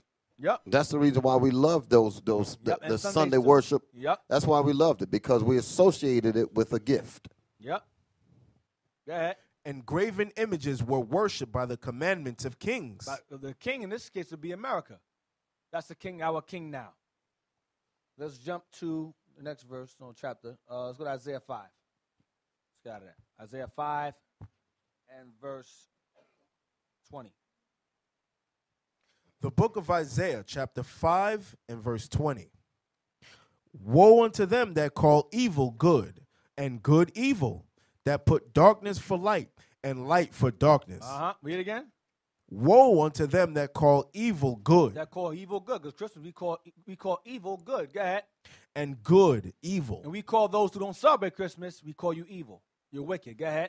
that put darkness for light, That put wickedness or evil for righteousness. Go ahead. and light for darkness. Yeah, and say that those who don't celebrate it are wicked or evil or killjoys, boring, lame. Go ahead. That put bitter for sweet, and sweet for bitter. Woe unto them that are wise in their own We eyes. start to make excuses in our own mind as to why we make light darkness and darkness light. Go ahead. And prudent in their own sight. In our prudent in our own sight, make cognitive dissonance. It's the same thing. Make things up.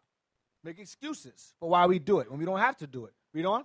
Woe unto them that are mighty to drink wine, and men of strength to mingle strong drink. Your strong drink will be that eggnog. That's your strong drink. They get drunk during Christmas, eggnog, look it up. That's what happens. Christmas party, all that nonsense. This is what happens. It never fails, especially among our people. Let's go to Ecclesiastes 7 and 13.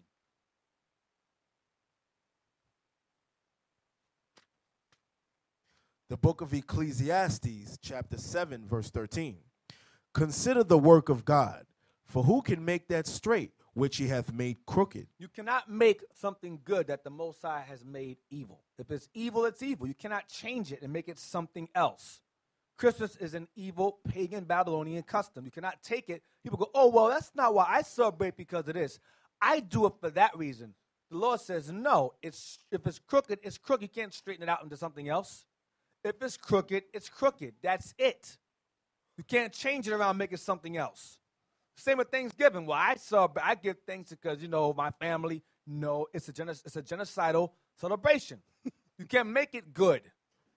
Hey, you ever seen like a family member, here you're trying to tell them about Christmas, right? Let me see if any of y'all ever had this happen to you. And they know you done told them that Christmas is evil as hell. I'm referring to cognitive dissonance again. And you take the Bible and run to them and you open the Bible in front of them and tell them to read it. Don't show me that. Then they run. They almost beat the hell out of you. You understand? Why? Because you're making them acknowledge something that's painful to them. So I'd rather, like, what was the word that you used? Willful ignorance? Yeah. That's another example of it. They want to be willfully ignorant because please don't show me the truth. Because if you show me the truth, exactly, it's causing dissonance. It's causing discomfort. Chapter 10, verse 5, same book. The book of Ecclesiastes, chapter 10 and verse 5. There is an evil which I have seen under the sun, as an error which proceedeth from the ruler. As a sin which proceeds from the ruler or the king, like it said in Wisdom of Solomon, a custom established by kings. Go ahead. Folly is set in great dignity. Foolishness is set in high esteem. Christmas is folly set in high dignity. Halloween is set in high dignity, which is foolishness. New Year's, foolishness. Thanksgiving, foolishness. Easter, foolishness, but it's set in high dignity. Go ahead. And the rich sit in low place. And we sit in a low condition while these things are set in a high esteem. And while we're in a low place, we set it on high. You got brothers who spend their last dollar, they spend their rent money on a Christmas gift. Lights gonna go out. Oh well, he got the gifts. You're gonna play PlayStation. The electricity. There's no electricity now. Con Edison loves the Negro in December. He does. Huh? They love him. They love him. You're going to buy a fast screen TV and can't play because electricity's off. Lights is out. They send about 10 to 20 men in a neighborhood to turn your lights off in one shot. They got to get overtime. Calls people in to come in and say, listen, we need help turning off these people's electricity because they can't pay the bill. 8:14. The book of Ecclesiastes, chapter 8 and verse 14. There is a vanity which is done upon the earth, that there be just men. Or women to be just, righteous people. Go ahead.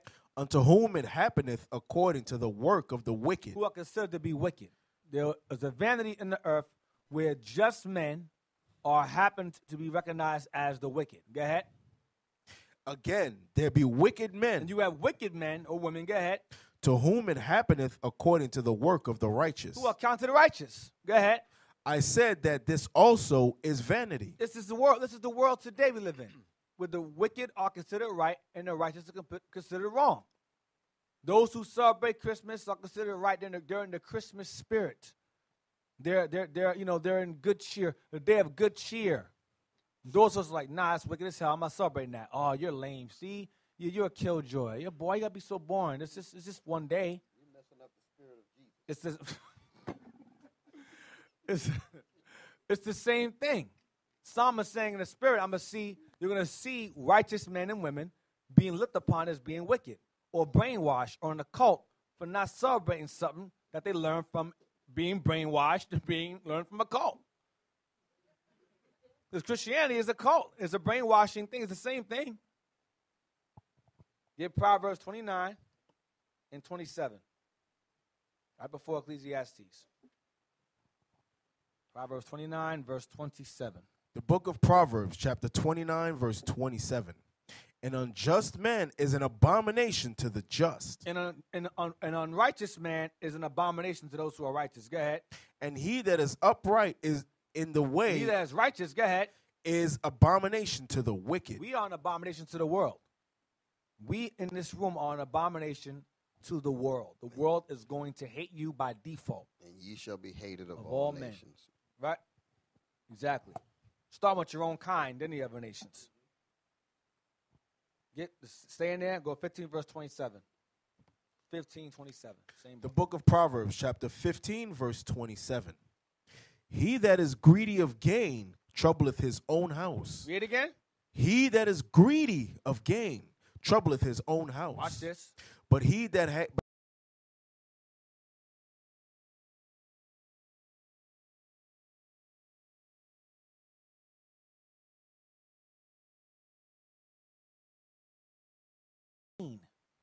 What do I have to gain? Greed, covetousness, what I desire, what I want. If I celebrate it, I'm going to be able to get things that I can't afford. I can't afford a flat screen, but I can get one from my parents. I can't afford those bloody, what do they call them? That dumb woman, red bottoms. I want red bottoms. I can't afford red bottoms. Bloody shoes. Louis Vuitton, whatever, man. You need to bloody call them bloody shoes. Louis Vuitton makes some nonsense. There's shoes that are red in the bottom. Somehow they're worth $5,000. I don't know. Anyway, no, I'm being sarcastic, but it shouldn't even be worth $1. It's just shoes that are red bottom. Anyway, you have Jakes that want those shoes. I can't afford them, but somebody else will buy them for me. So we sit there and we covet things. We desire certain things we can't afford. We'll expect others to give it to us because of that greed, that gain. I want, I need, I have to have it. Then oftentimes your brother will get a night, he'll get a brand new leather jacket for Christmas. Go outside and lose it, get robbed or even killed for it. Read again. 8-ball, they call them 8-ball jackets. Read again. he that is greedy of gain troubleth his own soul. You make his own house. Read again. He that is greedy of gain troubleth his own house. You bring trouble to your home. You may get your child killed, get your wife robbed. You buy her a real fancy, you go to on commercials. What's that, the diamond commercial? Diamonds are forever.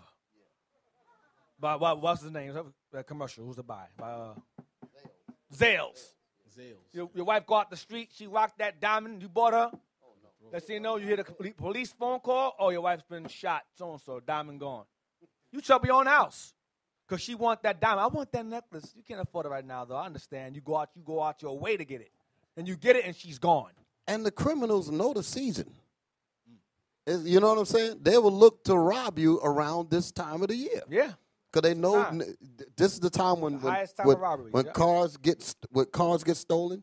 The trunks are busted open because they know that the people are in a shopping mall going in. They're trying to be slick, like their security conscience. They go buy a whole bunch of stuff, walk to the car, put it in the car, lock it in the car, then they go back and shop some more. And you got the thieves sitting in the. Yep. Okay. You got certain stores like Walmart. I'm telling you. People walk in and walk out the store with the gifts. And follow the Negro home. No, you have certain situations where you have stores that Jakes will walk in there with a cart, fill it up, and walk out the store. Oh, yeah. Don't buy nothing. No. Just walk out the store. Like he owned it. But I'm talking about follow the car with the gifts home. Oh, yeah, yep. And wait in the bush. Yep. Yep. The Negro that was in the news, wasn't it? The Negro's patient. Yeah. Stay in the snow and wait. They're like there was a situation where 3 people robbed this house. I saw that in the news somewhere. And they got killed. They got shot. There was 3 black women and 1 dude, something like that. They went to rob this house because they was thinking there was some Christmas gifts in there. They said there's money, plenty of it. This is the time of the year. Everybody's saving, buying all kind of things, some flat screens, a whole kind of stuff under the tree. Trouble in your own house. Yep, read on. He that is greedy of gain troubleth his own house, but he that hateth gifts shall live. He that hates gifts shall live. You will not be robbed or killed because you're not celebrating that nonsense because you're not greedy of gain. You go through the neighborhood. Here you got a bunch of dudes riding around in a car, sitting low in the seat because they up to no good, right? They pass by this house, they see Christmas decorations. So that's the house we're going to get. Pass another one, Santa Claus in the yard and all that foolishness. So they celebrate. The brightest house. Right. Then they pass 2 houses that don't have no decorations on it at all. They said, we don't want that. We know there ain't nothing in there. Yep. You follow me? Go ahead, Deacon. Isaiah 1, verse 23. The book of Isaiah, chapter 1, verse 23. Thy princes are rebellious. Our leaders are rebellious. And companions of thieves. Everyone loveth gifts. Everyone what? Everyone loveth gifts and followeth after rewards. And look for rewards, for presents. Go ahead. They judge not the fatherless. They don't dote their people. Neither doth the cause of the widow come unto them. They don't judge righteously because they're looking for gifts, for bribery. They love gifts and they seek reward and follow after rewards. That's the mindset of our people today, the same thing. They don't do right with their people. They desire gifts and they want rewards, presents. Get Ecclesiasticus 20, verse 14.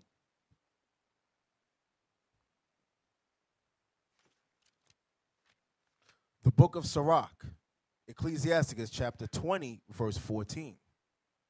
The gift of a fool shall do thee no good when thou hast it, neither yet of the envious for his necessity.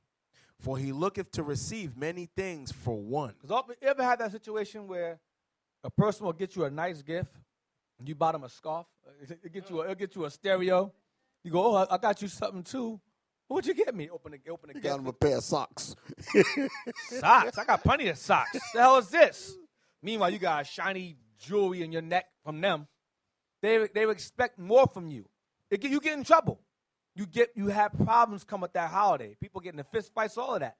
Because they get a cheap gift. Then they talk about you. Even a woman get mad at you. You bought me this. This what I'm worth to you? Relationships all destroyed over it. Breakups, divorces, all kind of nonsense go on over this nonsense. Over this holiday. Nonsense takes place. Read again. The gift of a fool shall do thee no good when thou hast it, neither yet of the envious for his necessity.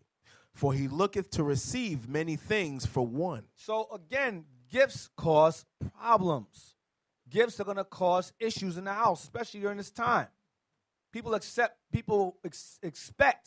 things that some people can't afford to give them. And during this season, want I is a selfish season. I, me, I. That's what it's all about. Do you know good in the end? Get Matthew 2, verse 1. Now let's get the mythical story of the wise men. Let's read that. You know what's funny about gifts, Deacon? I don't know, maybe people don't know nothing about this. When so-called Mother's Day come around, y'all all right? Yep. When so-called Mother's Day come around, I used to work retail many years ago. And the biggest item that would sell on so-called Mother's Day was microwave ovens. And I'm telling you, we could not keep enough of them. There'd be a truckload that'd come in with 200 ovens, and they'd be gone by midday. Every mama got a microwave oven. The problem with that is they're saying that I love my mama, I love my mama. The scriptures say, honor thy father and thy mother every day. But here comes this one day, you ain't said nothing to her, you ain't dealt nothing. Now you're giving her an oven. You don't even know if she could cook. You're just giving her an oven. The point is, your gift is supposed to reflect your feelings in reality. But our people are programmed to give superficial, fake gifts at the time appointed, whether it's Christmas, whether it's Father's Day, Mother's Day, and they just feel like they have to rush. I ain't seen them all year. Don't give a damn about them. But the day the store's about to close, go get your mother a microwave oven, that kind of thing. This is evil. This system is so demonic, it ain't even funny. Go ahead. Get Matthew 2, verse 1. The book of Matthew, chapter 2, verse 1. The story goes as this. The wise men came, 3 wise men came, and this is our Christmas with the gifts. They gave gave gifts, whatever. This is the whole point of the doctrine about giving gifts. The sugar-coated, whitewashed, watered-down Christianity twist they give as an excuse for giving gifts during this time. Read this. Read on. Now, when Jesus was born in Bethlehem of Judea, in the days of Herod the king, behold, there came wise men from the east to Jerusalem, saying, where is he that is born king of the Jews? For we have seen his star in the east, and are come to worship him. Come to worship him. Go ahead. When Herod the king had heard these things, he was troubled, and all Jerusalem with him. All the evil elders with him. Go ahead. And when he had gathered all the chief priests and the scribes of the people together, he demanded of them where Christ should be born. And they said unto him, in Bethlehem of Judea, for thus it is written by the prophet, and thou Bethlehem in the land of Judah art not the least among the princes of Judah. For out of thee shall come a governor that shall rule my people Israel. Right, Micah 5:2. That's what that is. Micah 5:2. Go ahead. Then Herod, when he had privily called the wise men, inquired of them diligently what time the star When appeared. did the chariots show up? Go ahead. And he sent them to Bethlehem and said, Go and search diligently for the young child. And when ye have found him, bring me word again, that I may come and worship him also. When they had heard the king, they departed, and lo, the star which they saw in the east went before them, till it came and stood over where the young child Say was. no, it was a chariot. It wasn't a regular star. Go ahead. It guided them to where the child was born. Go ahead. When they saw the star, they rejoiced with exceeding great joy. These wise men. Go ahead. And when they were come into the house, When they came into Joseph and Mary's house, watch this. they saw the young. It wasn't three. It was a caravan. It wasn't three of them. It was a bunch of them. Read verse 11 again. And when they were come into the house, they saw the young child with Mary his mother, and fell down and worshipped him. And when they had opened their treasures, they presented unto him. No, they presented unto each other. They presented unto him Unto Christ, the baby, unto him. Go ahead. gifts, gold and frankincense and myrrh. So they did that in honor of the Messiah. None of us give gifts to the Messiah on this day. None of us. There was no exchange. They came to worship him and gave to him, but they gave it to the parents, obviously, as a baby. They gave it to the parents in honor of him. You understand? They didn't exchange gifts. Oh, I got something for you too. Here you go. That didn't happen. That did not happen. So when you celebrate Christmas, you're not giving gifts to the Messiah at all. So why are you doing it? Because Esau makes things up. He makes things up as he goes along, and we fall behind it. Go ahead.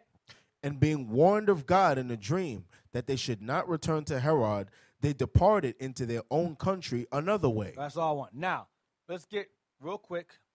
Baruch, I'm going to show you what Esau does. Baruch again, left this out. Get Baruch 3, verse 16. The book of Baruch, chapter 3, and verse 16. Where are the princes of the heathen become, and such as ruled the beast upon the earth? So the princes are the rulers of the heathen. What happened to them? They lived and they died. Jump down to verse 20. Verse 20. Young men have seen light, and dwelt upon the earth, but the way of knowledge have they not known. The way of knowledge have they not known is our Bible was not known by the heathen. They didn't have our understanding. Go ahead. Nor understood the paths thereof. Because God didn't give them wisdom. The Bible. God didn't give the nations the Bible. Go ahead. Nor laid hold of it. Their children were far off from that way. They didn't get the Bible. Go ahead. It hath not been heard of in Canaan. The Canaanites didn't have our wisdom. Neither hath it been seen in Teman. Teman is the wives of Edom. The word of God was not found among the Canaanites nor Edomites. Go ahead. The Agarenes. Or Africans. Go ahead. That seek wisdom upon the earth. The merchants of Meron and of Teman. Teman. And of Teman. Teman, go ahead. The authors of fables. What are they? The authors of fables. Edomites, these heathens are authors of fables. They make things up. Go ahead. And searches out of understanding. They seek wisdom, but they don't have this, so they make things up. Go ahead. None of these have known the way of wisdom, or remember her paths. None of these have the way of wisdom, nor know her paths. They are the authors of fables. Christmas is a fable. That's why Paul said, beware of Jewish fables, because heathens make things up.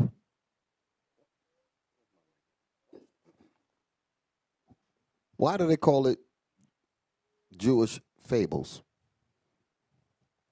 Think about the two terms. Why do they call it Jewish fables? I see a hand in the back. I see a hand over here on this side here. Give it to my brother here. Jewish fables. I want you to go ahead. Shalom, leadership. Shalom.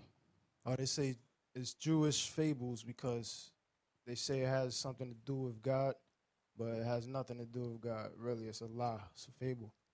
Right. It's meaning lies laced with tenets from the Bible.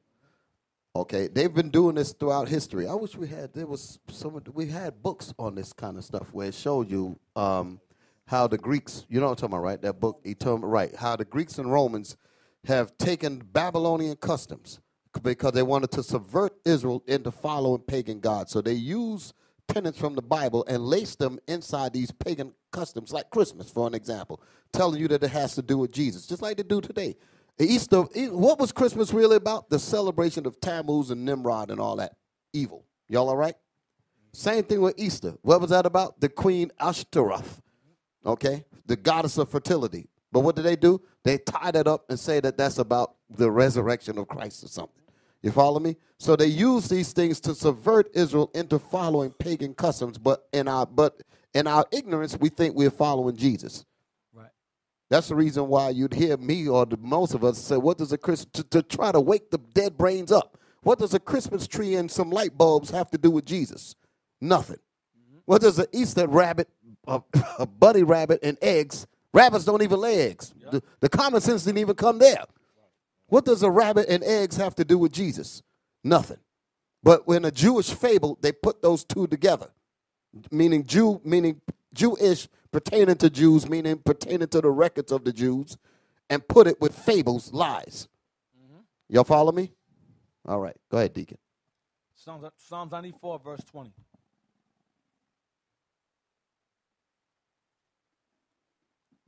The book of Psalms, chapter 94 and verse 20. Shall the throne of iniquity have fellowship with thee, which framest mischief by a law? That's these holidays are. They are laws of mischief framed by a law. Law makes it where these days are to be observed. That's why you notice, like, for example, on a Sabbath day, Friday, Saturday, the streets are filled with people. Thousands of people. Whether a holiday or not, it's a weekend. And they always have weekend sales. Then come Sunday, and the streets are empty. Barely a soul out there. Stores all closed up. Even around Christmas time, everyone's home. New Year's, everybody's home. Thanksgiving, everybody's home. It's quiet. It's madness how he has framed evil. He's framed sin by law. He makes sin a law. That's what he's done. The throne of iniquity is this captivity we're in now, Babylon. Hey, when it comes to like today is Satan's, well, this is the Sabbath for us, but I'm talking about in terms of shopping. Those people are going crazy in those malls right now. I'm afraid to drive. I'm going to be honest with you, because there's some fool running to get a tree or something. He's going to slide into me or something. I really do not want to be on the road. No time, it's Fool's Day. Y'all follow what I'm saying? And I'm telling you, I'm trying to stay away from it. I'm on the road. I'm like, all you niggas stay over there. Cause I don't want y'all near me, because I know y'all crazy. Running after that, whatever this. I'm telling you. You know, come Sunday, it's going to be I don't know. They might be trying to get some last minute because it's, Sunday supposed to be Christmas Eve? Yeah. So the madness going to continue. Yep. You know. But y'all understand what I'm saying? They out here. They are out here. I was just coming here today. No, the normal route that I take is be nice and smooth. Every car trying to get into this mall over here at Cross County. I mean, the highway is backed up because they all trying to get in there to get the last minute stuff. I don't want to be around these people. I don't. Mm-hmm. Come on. You 21? Psalms chapter 94, verse 21. They gather themselves together against the soul of the righteous and condemn the innocent blood. Condemn the righteous. Innocent blood's the righteous. And condemn us for not celebrating that mischievous law. They don't partake in it. So we're looked upon as bad, which, like Solomon said, he has saw under the sun the just being considered wicked and the wicked being considered just. It's the same exact thing. Good being called evil and evil being called good. Me trying to get away from him on the road, they be running up to me talking about, Merry Christmas! Yep. I said Merry Christmas!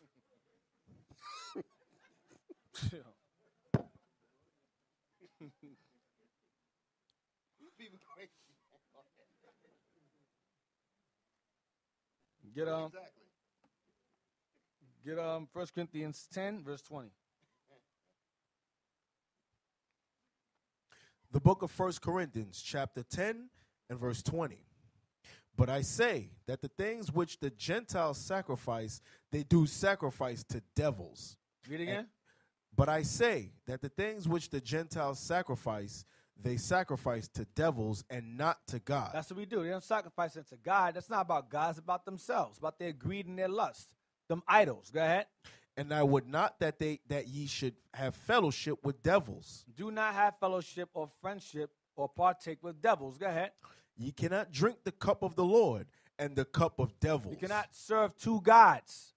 You cannot serve two masters. You cannot serve your own idol and then serve God at the same time. It's either one or the other. Go ahead. Ye cannot be partakers of the Lord's table and of the table of devils. Uh-huh. Do we provoke the Lord to jealousy? Are we stronger than he? No, we're not. We cannot sit there and trim our way to seek love. Oh, when my parents, when my mom and dad want to see me, you know, so just for one night, I'm going to go over there. I don't want any gifts. I'm just going to sit there with them and try to bring them the Bible. Don't lie to us. Don't come with that nonsense. Yeah, you know, I'm going to go over there, you know, just spend some time with them real quick, you know, sit down with them, you know, try to give them the scriptures and show them, you know, why it's wrong on the day of. Stop that. Don't do that. We've heard that for years. It's a lie. Stop doing it. You're there because you want to be there because everybody else is going to be there. Don't sit there and make things up, that's that cognitive dissonance again, trying to reduce the discomfort of leaving your family, not being there for your mom. Your mom and dad want to see you. They expect to see you like they do every other year. So just to not hurt their feelings too much, I'll just go. I'll just sit around. I won't take the gifts. I'll just watch them open the gifts. I'll watch them open their own gifts. What the hell you there for in the first place? Don't be there at all. They ain't going to take you serious if you sit there with them. They ain't going to take you seriously. I go right back to them saying you can't reprove. You sitting there. You can't reprove nobody if you sitting there with them. You can say, nah, I'm good. I ain't celebrate that no more. So I ain't going to eat the turkey, but you're sitting there. Right. Just smelling it. Smelling it. Won't you have some turkey? Your Amos 5:21.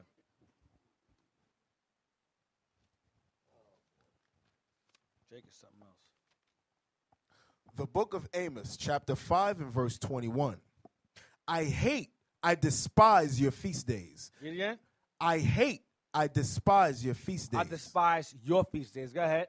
And I will not smell in your solemn assemblies. Your turkeys, your dinners, I'm not dealing with that. I'm not involved in that. Go ahead. It's the Most High talking. Go ahead.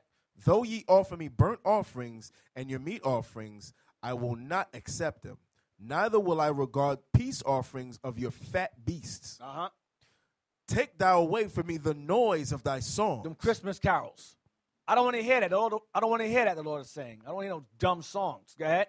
For I will not hear the melody of thy viols. I don't want to hear those songs. I don't want none of that nonsense. The Most High does not like those Christmas carols, none of those themes. He's not into that. That's not his feast day. That's your feast day, not his. That's the world's feast days, the world's feast day songs. Get Matthew 10:35. The book of Matthew, chapter 10 and verse 35. For I am come to set a man at variance against his father, and the daughter against her mother, and the daughter-in-law against her mother-in-law. Right, you're going to have problems. Those of you coming to this truth not to have problems, I feel sorry for you. You come into this truth, you're going to have problems. You're going to make enemies you don't want, primarily of your own household. Read again, 35. For I am come to set a man at variance against his father, and the daughter against her mother, right, and the daughter-in-law against her mother-in-law.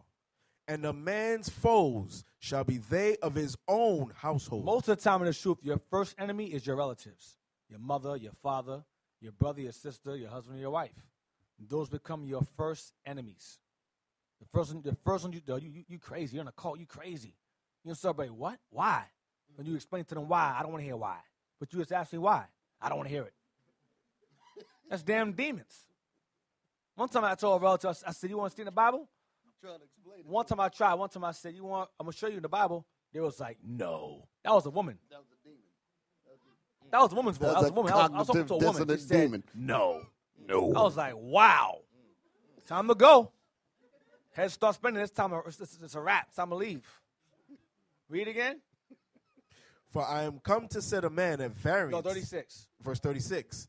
A man's foes shall be they of his own household. You gotta understand that. In this truth, your enemies are going to be those who are most closest to you, friend or family. And you have to accept that. Otherwise, you're going to fall. Next verse. He that loveth father or mother more than me is not worthy of me. Loving them is by going to their house anyway, knowing they're celebrating the devil. That's loving the father or mother more than God. Trimming your ways to seek love, like Jeremiah said. Go ahead. And he that loveth son or daughter more than me is not worthy of me. To go back to them kids, you put your kids first. So my kids celebrate it. I don't hurt their feelings. Or the other kids are gonna brag to my kids about how they got this gift and that gift and this gift and that gift. So I have to do it, because my kids will be depressed. Well, listen, I'll give you a gift all throughout the year, except that day. How about that? What kid will complain? What child will complain if you give them gifts throughout the year? They cannot complain. Yeah, that's true. That's true, because there's the peer pressure, the crowd. But it's your job to instill in your children to not have any care or concern for that day at all. That's the dangers of the world. It's the influence. The influence is the dangers of this world. Get Ecclesiasticus 6 and 13.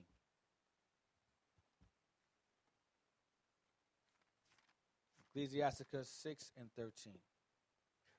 The book of Ecclesiasticus, chapter 6, verse 13. Honor and shame is in talk, and the tongue of man is his fall. Hold on a second. Is that what I want? Just a second. Oh, I'm sorry. Sorry about that. Yeah, 6 and 13. Thank you. The book of Sirach, chapter 6, verse 13. Separate thyself from thine enemies. Remember what he said earlier, your enemies shall be those of your own household. Read again. Separate thyself from thine enemies. The Bible says separate yourself from your enemies. So those of you who live with your enemy, your parents, find somewhere to go that day.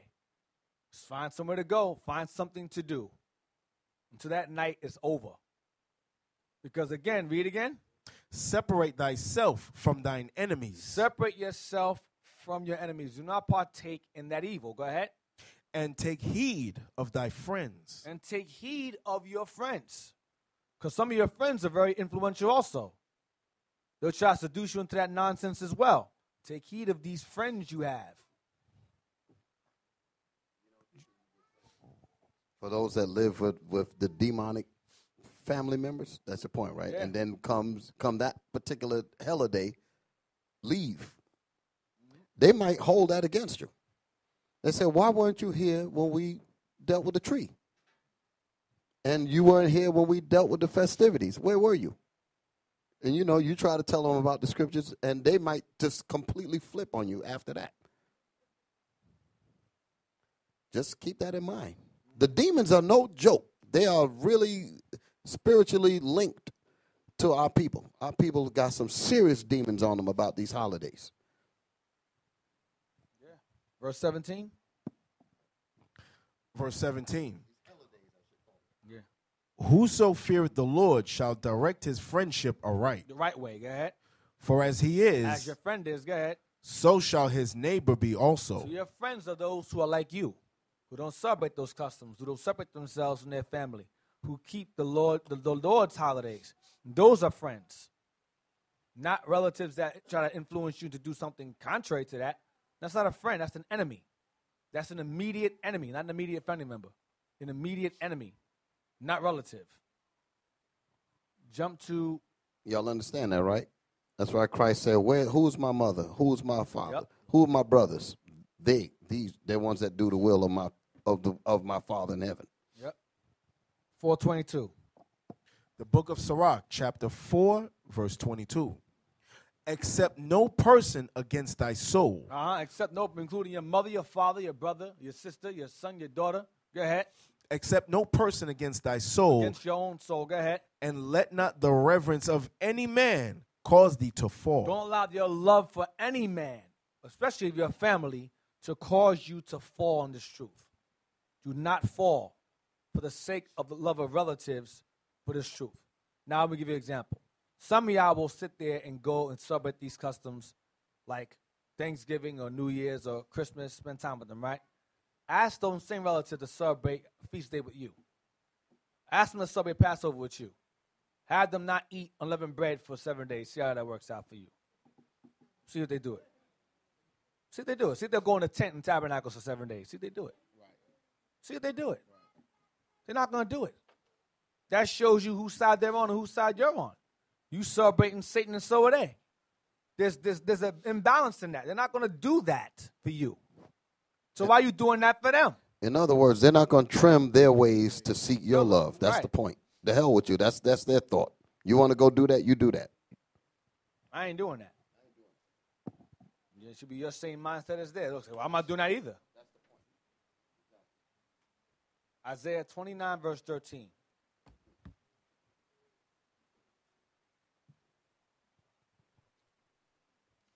The book of Isaiah, chapter 29, 13. verse 13.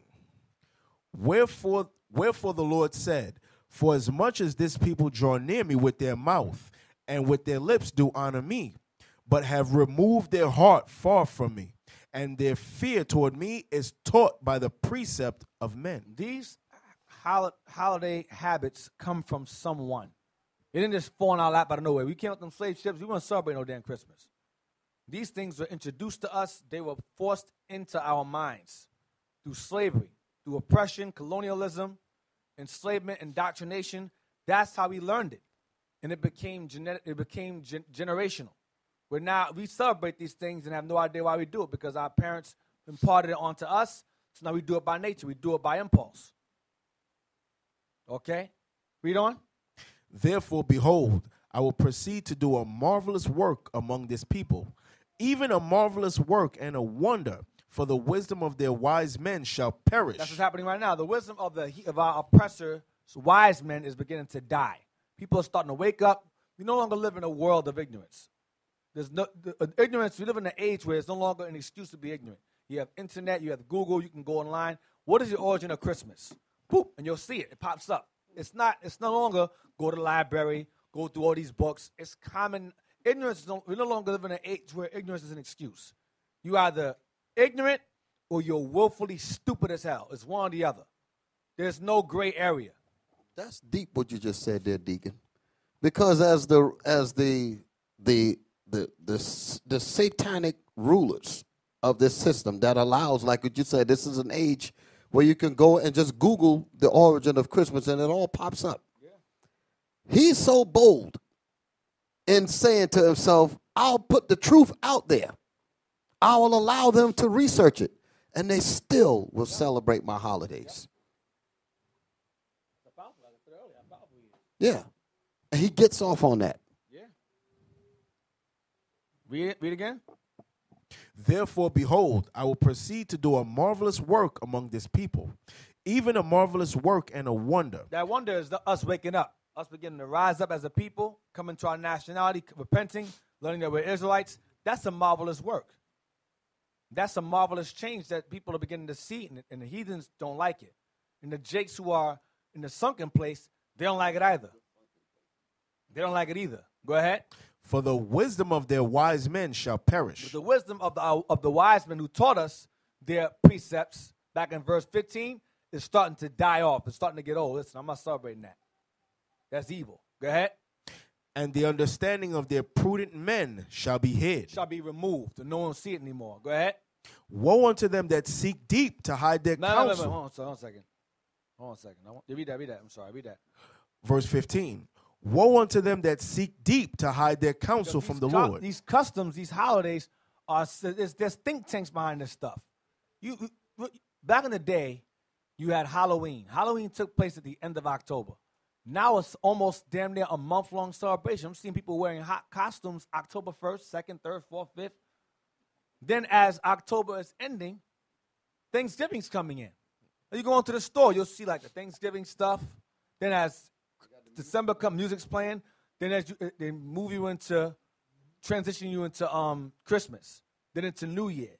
Then they keep you constantly brainwashed, constantly brainwashed. Read again. Woe unto them that seek deep to hide their counsel from the Lord, and their works are in the dark. These things are done in secret, in the dark. Go ahead. And they say, who seeth us? And who knoweth us? No one knows what they're doing. The Lord sees them, but they feel no one sees what they're doing. No one knows what we're doing. No one knows that we're trying to keep them in sin. No one sees that. The Lord sees it. Get Psalm 64, verse 5. Where do these holidays and customs come from? Where do they get them from? The book of Psalms, chapter 64 and verse 5. They encourage themselves in an evil manner. That's that same secret counsel back in Isaiah. They encourage themselves in an evil manner. Go ahead. They commune of laying snares privily. They communicate in laying traps or those holidays privately. Go ahead. They say, who shall see them? That's in Isaiah also. Who shall see them? Go ahead. They search out iniquities. They search out the traditions and evils of the other nations of antiquity. The evil traditions and customs of antiquity. Christmas is an evil of antiquity. New Year's, an evil of antiquity. Mother's Day, Father's Day, Easter are all pagan customs of antiquity. Sins of old. Go ahead. They accomplish a diligent search. And they have excavations, archaeologists dig it up, and they figure it out. They learn it. Interpreters, translators, they figure it out, and they whitewash it and water it down. Go ahead. Both the inward thought of every one of they're them. successful. Go ahead. Both the inward thought of every one of them and the heart is deep. And they're deep. When you sit down, you learn, you're like, wow, that was evil as hell. Wow. That's corrupt. Evil. That's corrupt. And evil. You realize you're like, whoa, it took some thought into that. They take thought into keeping us brainwashed. There's much thought and much meticulous detail in keeping us in that slave mind and celebrate. That's why I mentioned earlier as you follow behind how we live in an age where Esau is so prideful. Even with all the information he gives you, he's like, yeah, you're going to do what I say regardless. That's how wise they are. They have contingency plans. If the plan A don't work, we got plan B, we got plan C, we got plan D. Their thought is deep. You can't escape their grasp. If you fall out of one hand, you fall into the other hand. Either way, they got you. The thought is deep. Go to Isaiah 29, verse 16. Go back to Isaiah 29 and read verse 16. The book of Isaiah, chapter 29 and verse 16. They don't have you in holidays, they have you in sports. If they don't have you in sports, they have you in religion. If they don't have you in religion, they have you in politics. If they don't have you in politics, they have you in whatever. In whatever, birthdays, things like that, whatever. Homosexuality or financial. They have you in some bag or another. Read that. The book of Isaiah, chapter 29 and verse 16. Surely your turning of things upside down shall be esteemed as the potter's clay. The world that's been turned upside down. Go back to homosexuality. The world that's been turned upside down. Gay is straight, straight is gay. Black is white, white is black. Good is evil, evil is good. Go ahead, read again. Surely your turning of things upside down shall be esteemed as the potter's clay. Why the potter's clay? Because the Most High can take whatever Esau has molded this world into and mold it back to how it originally was. Bring things right side up, turn things back to normal. Go ahead. For shall the work say of him that made it, he made me not. Evolution. Go ahead. Or shall the thing framed say of him that framed it, he hath no understanding? No, they can't say that. The Most High is going to come behind and mold things back the way it was originally. Things back to normal. And put us back in rulership. Get Isaiah 60, verse 2. Let me say something real quick. Yeah. We read the scripture earlier where we read about the heart of every one of them is deep, meaning the mind is deep. Think about what goes on in the churches where you got the Negro preacher. Follow me. They got the Negro preacher and he's got the Bible open in the church. And there's a Christmas tree in the church. You follow me? That takes some deep thinking to make the people, including the preacher, think that he's dealing with something righteous, and Jeremiah 10 is in all the Bibles. That takes some, he had to go and sit down and get bum rushed by Satan to be able to come up with something like this here. He had to go and wake Satan up, said, Satan, listen, I need some real power. I need to use tenets of the Bible and make and mix it with these pagan demonic holidays and have it taught in a church. We're supposed to be the house of God. Y'all all right? Yes. Go ahead. That's some real demon there. That's some real demons going on in there. Serious demons. Isaiah 60, verse 2. Watch this. The book of Isaiah, chapter 16, verse 2. For behold, the darkness shall cover the earth. Read verse 1. Read verse 1. I like verse 1. Isaiah 60, verse 1. Arise, shine, for thy light is come, and the glory of the Lord is risen upon thee. Now go back to that marvelous work in Isaiah 29, that marvelous work among the people. We're starting to rise up as a nation. We're starting to realize who we are, what God requires of us, what God wants us to do, and how God wants us to change in this captivity. So he's saying, arise and shine. Let your light so shine before men. Saying the same exact thing. Read again. Arise, shine, for thy light is come, and the glory of the Lord is risen upon thee. Shine upon you. Go ahead. For behold, the darkness shall cover the earth. Darkness shall cover the earth. Means sin shall cover the earth. Go ahead. And gross darkness the people. Gross darkness is our people. Our people are in the deepest of darkness. All nations are in darkness, but our people are in the deep. We're in space. We're like in a black hole somewhere. We're in a sunken place. That's what we are. The darkest place possible. Where the white man is in the driver's seat in our brain, and we're in the back seat. Just chilling, sleep. We ain't in the back seat. We're on the back of the car. We're in the truck. Under the damn car. Read again. For behold, darkness shall cover the earth, and gross darkness the people. Gross darkness the people. Go ahead. But the Lord shall arise upon thee, and his glory shall be seen upon thee. Because some of us are going to wake up out of that darkness and come out of it. That's what's going to happen. Go to Jeremiah 51, verse 7. The book of Jeremiah, chapter 51 and verse 7. Yep, watch this. Babylon hath been a golden cup in the Lord's hand. I mean, Babylon rules. Go ahead. That made all the earth drunken. All nations fall behind Babylon's example, including modern Babylon, America. Go ahead. The nations have drunken of her wine. The nations have drunken her wine. Go ahead. Therefore the nations are mad. The nations are crazy too. You have Muslims who have their God, Allah, their God, and they're celebrating Christmas. That's a so-called Christian holiday. You have Muslims celebrating Christmas. That's madness. You have atheists celebrating Christmas. That's madness. Buddhists, Hindus celebrating Christmas. That is madness. Kemetic Negroes in the unconscious community celebrating Christmas. Madness. Well, they're in gross darkness. But the nations themselves who have their own gods, even the Chinese, Japanese, they have it's madness. But our people are more mad. We're in gross darkness. Gross means the complete. We're in complete darkness. You have net and you have gross. We are in gross darkness. All the darkness is like we're right in the middle of it. The nations is jacked up, but we are far worse. You can't even see us. You can't even find us in the darkness. You can't even see us in there. Nations You're in the room looking for them. You can't even find them.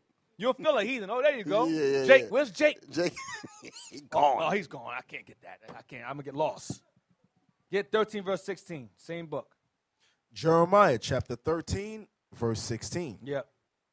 Give glory to the Lord your God, before he cause darkness and before your feet stumble upon the dark mountains. That's us. The Most High said, give glory to me, or I'm going to put you in darkness. And before your feet stumble upon the dark mountains. Go ahead.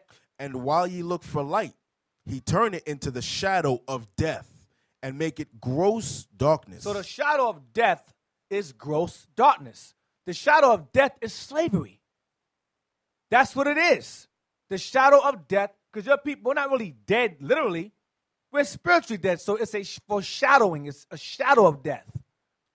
Wherever Israel scattered abroad, we are in the shadow of death. We are in the valley of the shadow of death. Not Coolio. Don't start singing that song. Read it again. Give glory to the Lord your God, before he cause darkness and before your feet stumble upon the dark mountains. And while you look for light, Go ahead. He turn it into the shadow of death and make it gross darkness. That's what he did. He put us in gross darkness. Go ahead. It was too late for us. Go ahead. But if you will not hear it, my soul shall weep in secret places for your pride. In the heavens. Go ahead. And my eyes shall weep sore and run down with tears, because the Lord's flock is carried away captive. That's how you know that the shadow of death and gross darkness is captivity. The Lord's flock is carried away captive. Where? Into the shadow of death. Into gross darkness. You understand? Go to 2 Maccabees 4. So while in that gross darkness, what happened to us? While in that captivity, what happened to us? What do we begin to do? Because normally, a person that's accustomed to being in the light, you know, they're accustomed to that. But after, when you get put in the darkness, you can't see. You're blind. You start throwing around, trying to figure out where to go. But after a while, you get used to it. You know what? It's not that bad. You stay in the darkness. You stay there. You become complacent. You get comfortable. That dissonance starts to arise up in you. You're like, I don't need to see nothing anyway. I don't need no damn lights anyway. Who needs lights? I'm good. Right. You start to justify it. Yep. You start calling rationalize it. That's the word. You start calling that darkness. Exactly. Rationalize it. You start calling that darkness home. 2 Maccabees 4:16. The book of 2 Maccabees, chapter 4 and verse 16. Verse 15. Verse 15. Not setting by the honors of their fathers. That'll be our Bibles now. Go ahead. But liking the glory of the Grecians best of all. We love white folks more than anything else. Go ahead. By reason whereof sore calamity came upon them. For they had them to be their enemies and avengers. The Greeks were our enemies. Go ahead. Whose custom they followed so earnestly. Whose customs that are vain we followed so earnestly, meaning diligently, wholeheartedly. Go ahead.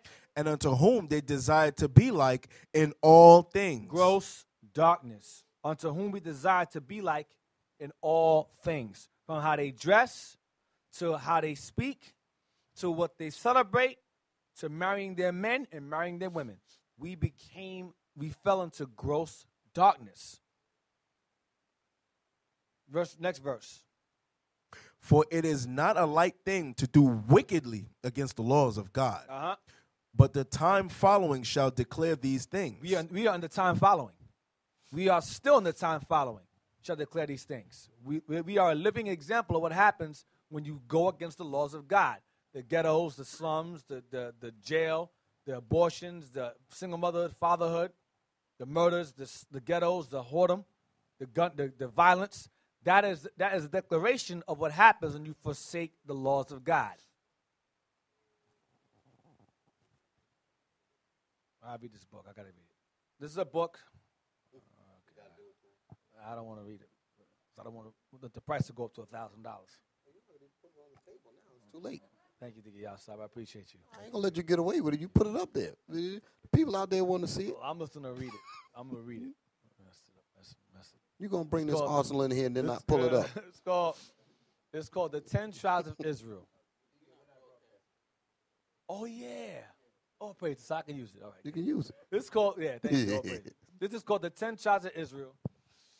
The 10 Tribes of Israel, or the true history of the North American Indians, showing that they are the descendants of the 10 tribes, by Timothy R. Jenkins. What's the book called again? Say it again. Title? The name of the title of the book is The 10 Tribes of Israel, or the true history of the North American Indians, showing that they are descendants of these 10 tribes. Right. By Timothy R. Jenkins. Right. In short, many, and indeed it may be said, most of the learned men who did pay any particular attention to these natives of the wilderness at their first coming among them, both English and Spaniards, were struck with their great likeness to the Jews. With their what? With their great likeness to the Jews. No, this remember my class last week, how the Israelites were being kicked out of Spain and Portugal. Remember that?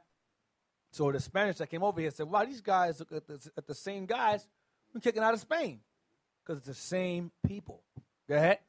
The Indians in New Jersey about 1681 are described as persons straight in their limbs, beyond the usual proportion in most nations, very seldom crooked or deformed, their features regular, their countenances sometimes fierce, in common rather resembling a Jew than a Christian. A Jake than a white person, is what he's saying. Go ahead.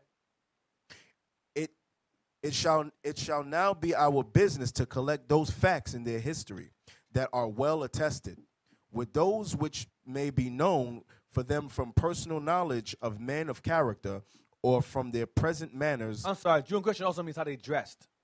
How they dressed. Read it again. I'm sorry. It shall now be our business to collect those facts in their history that are well attested, with those which may be known of them from personal knowledge of men of character, or from their present manners, customs, and habits. Now, this book is found in the Library of Congress. That's why I bought it. These accounts are found in the Library of Congress. Go ahead.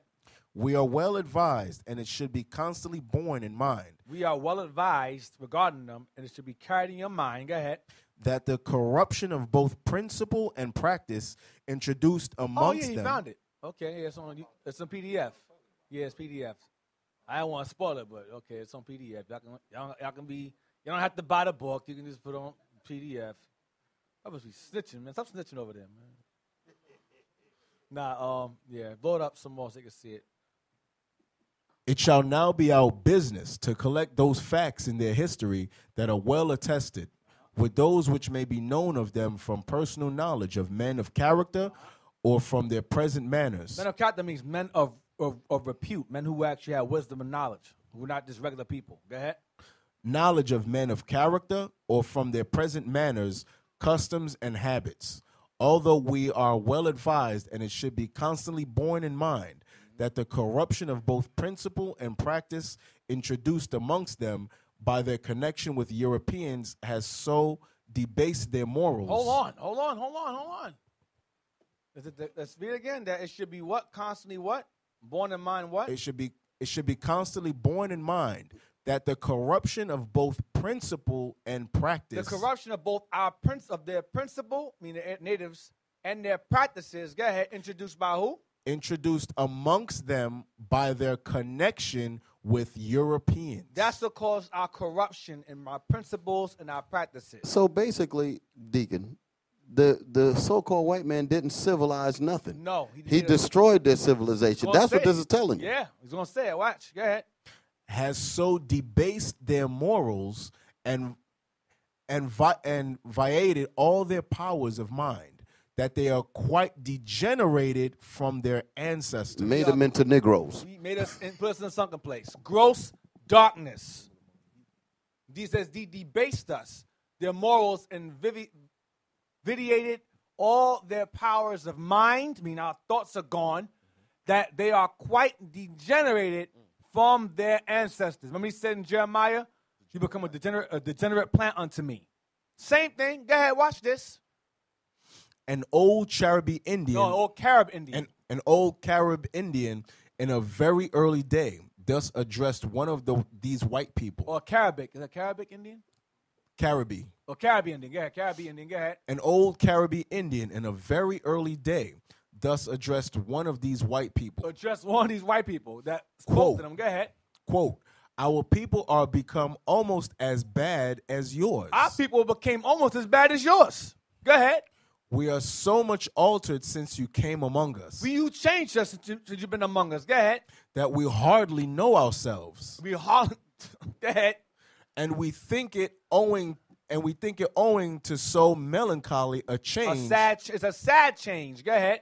That hurricanes are more frequent than formerly. Bad things are happening more so since our change than before. Go ahead. It is the evil spirit that has done all this. You. Who has taken our best lands from us? He called them an evil spirit. He called Edom an evil spirit that's done what? Who has taken our best lands from us? Both sides, on this side of the world and in Jerusalem. Go ahead.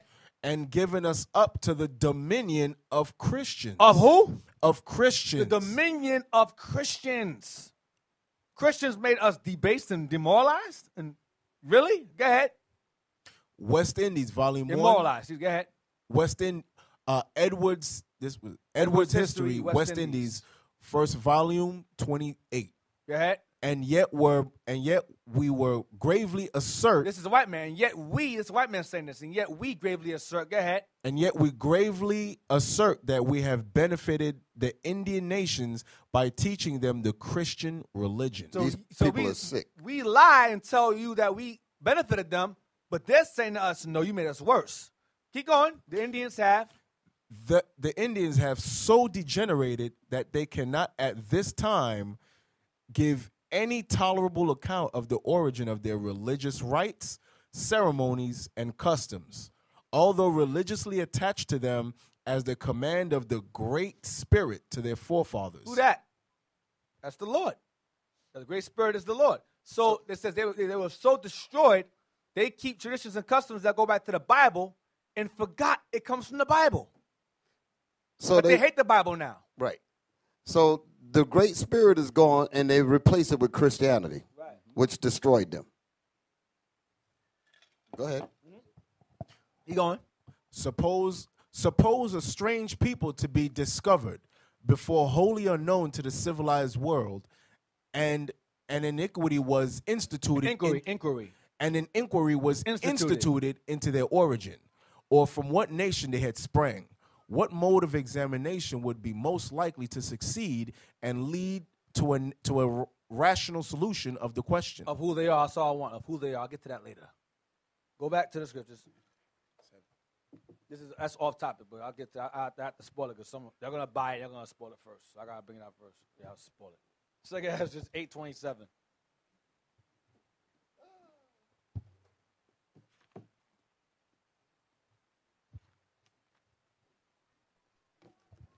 The book of 2nd Ezra, chapter 8 and verse 27.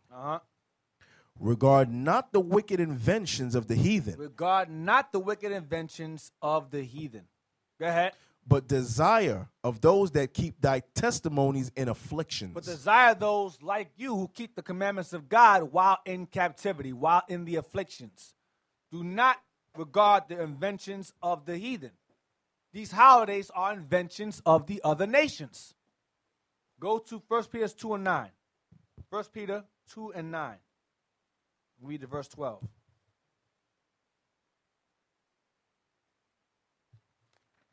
So we've seen that the Christian religion, the Christianity, made us immoral and base. It didn't make us better.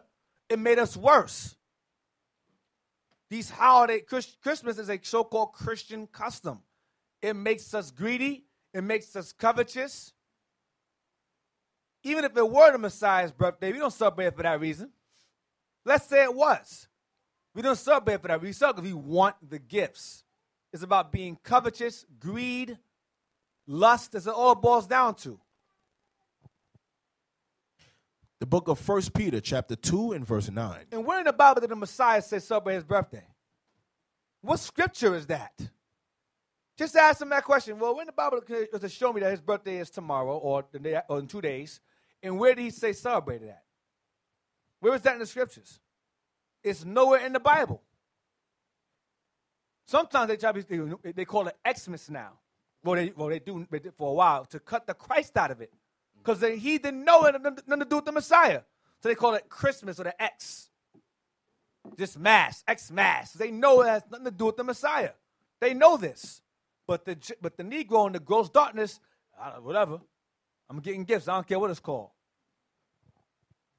1 Peter 2 and verse 9. The book of 1 Peter, chapter 2, verse 9. But ye are a chosen generation, a royal priesthood. We are a chosen generation, a royal priesthood. Our nation, Israel. Go ahead. An holy nation, a peculiar people, that ye should show forth the praises of him who hath called you out of darkness. Out of that gross darkness. Go ahead. Into his marvelous light. Arise and shine. Go ahead. Which in time past were not a people. We're in gross darkness. Go ahead. But are now the people of God. Now in the light. Go ahead. Which had not obtained mercy, but now have obtained mercy. Which were in darkness, but are now in his marvelous light. Go ahead. Dearly beloved, I beseech you as strangers and pilgrims, abstain from fleshly lusts. That'll be your Christmas gifts as well as fornicating and so forth. Go ahead. Which war against the soul. Go ahead. Watch this. Having your conversation honest among the Gentiles. While being scattered among Gentiles. Go ahead. That whereas they speak against you as evildoers. Whereas your people amongst them speak against you as evildoers. Go ahead. They may by your good works. By your example. Which they shall behold.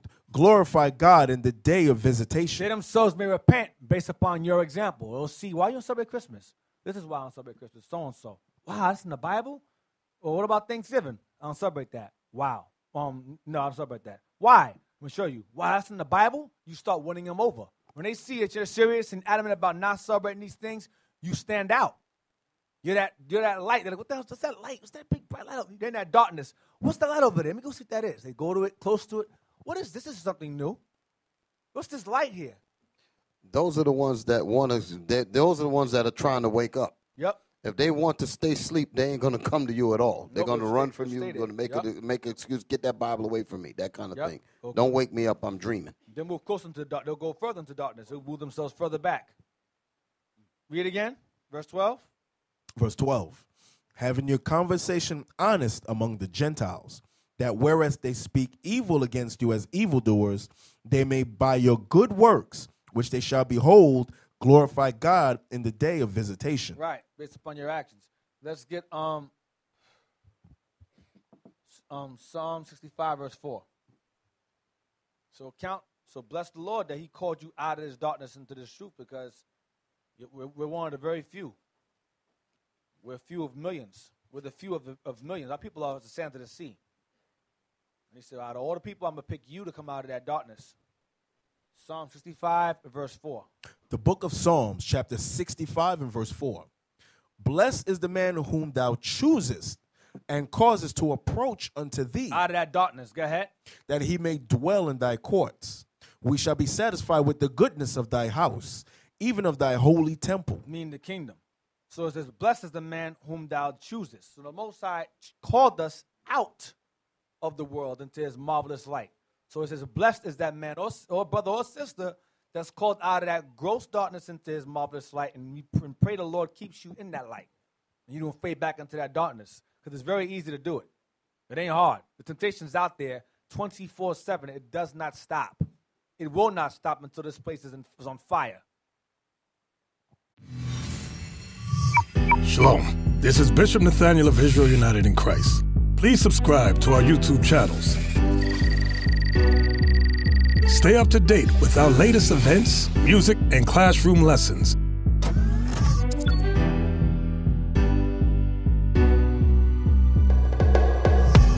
IUIC plans to continue visiting different countries where this gospel has not been preached before.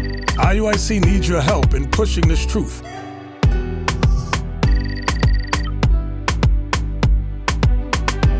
So join us, subscribe to our Instagram, Facebook, Twitter, and podcasts, and stay up to date with us.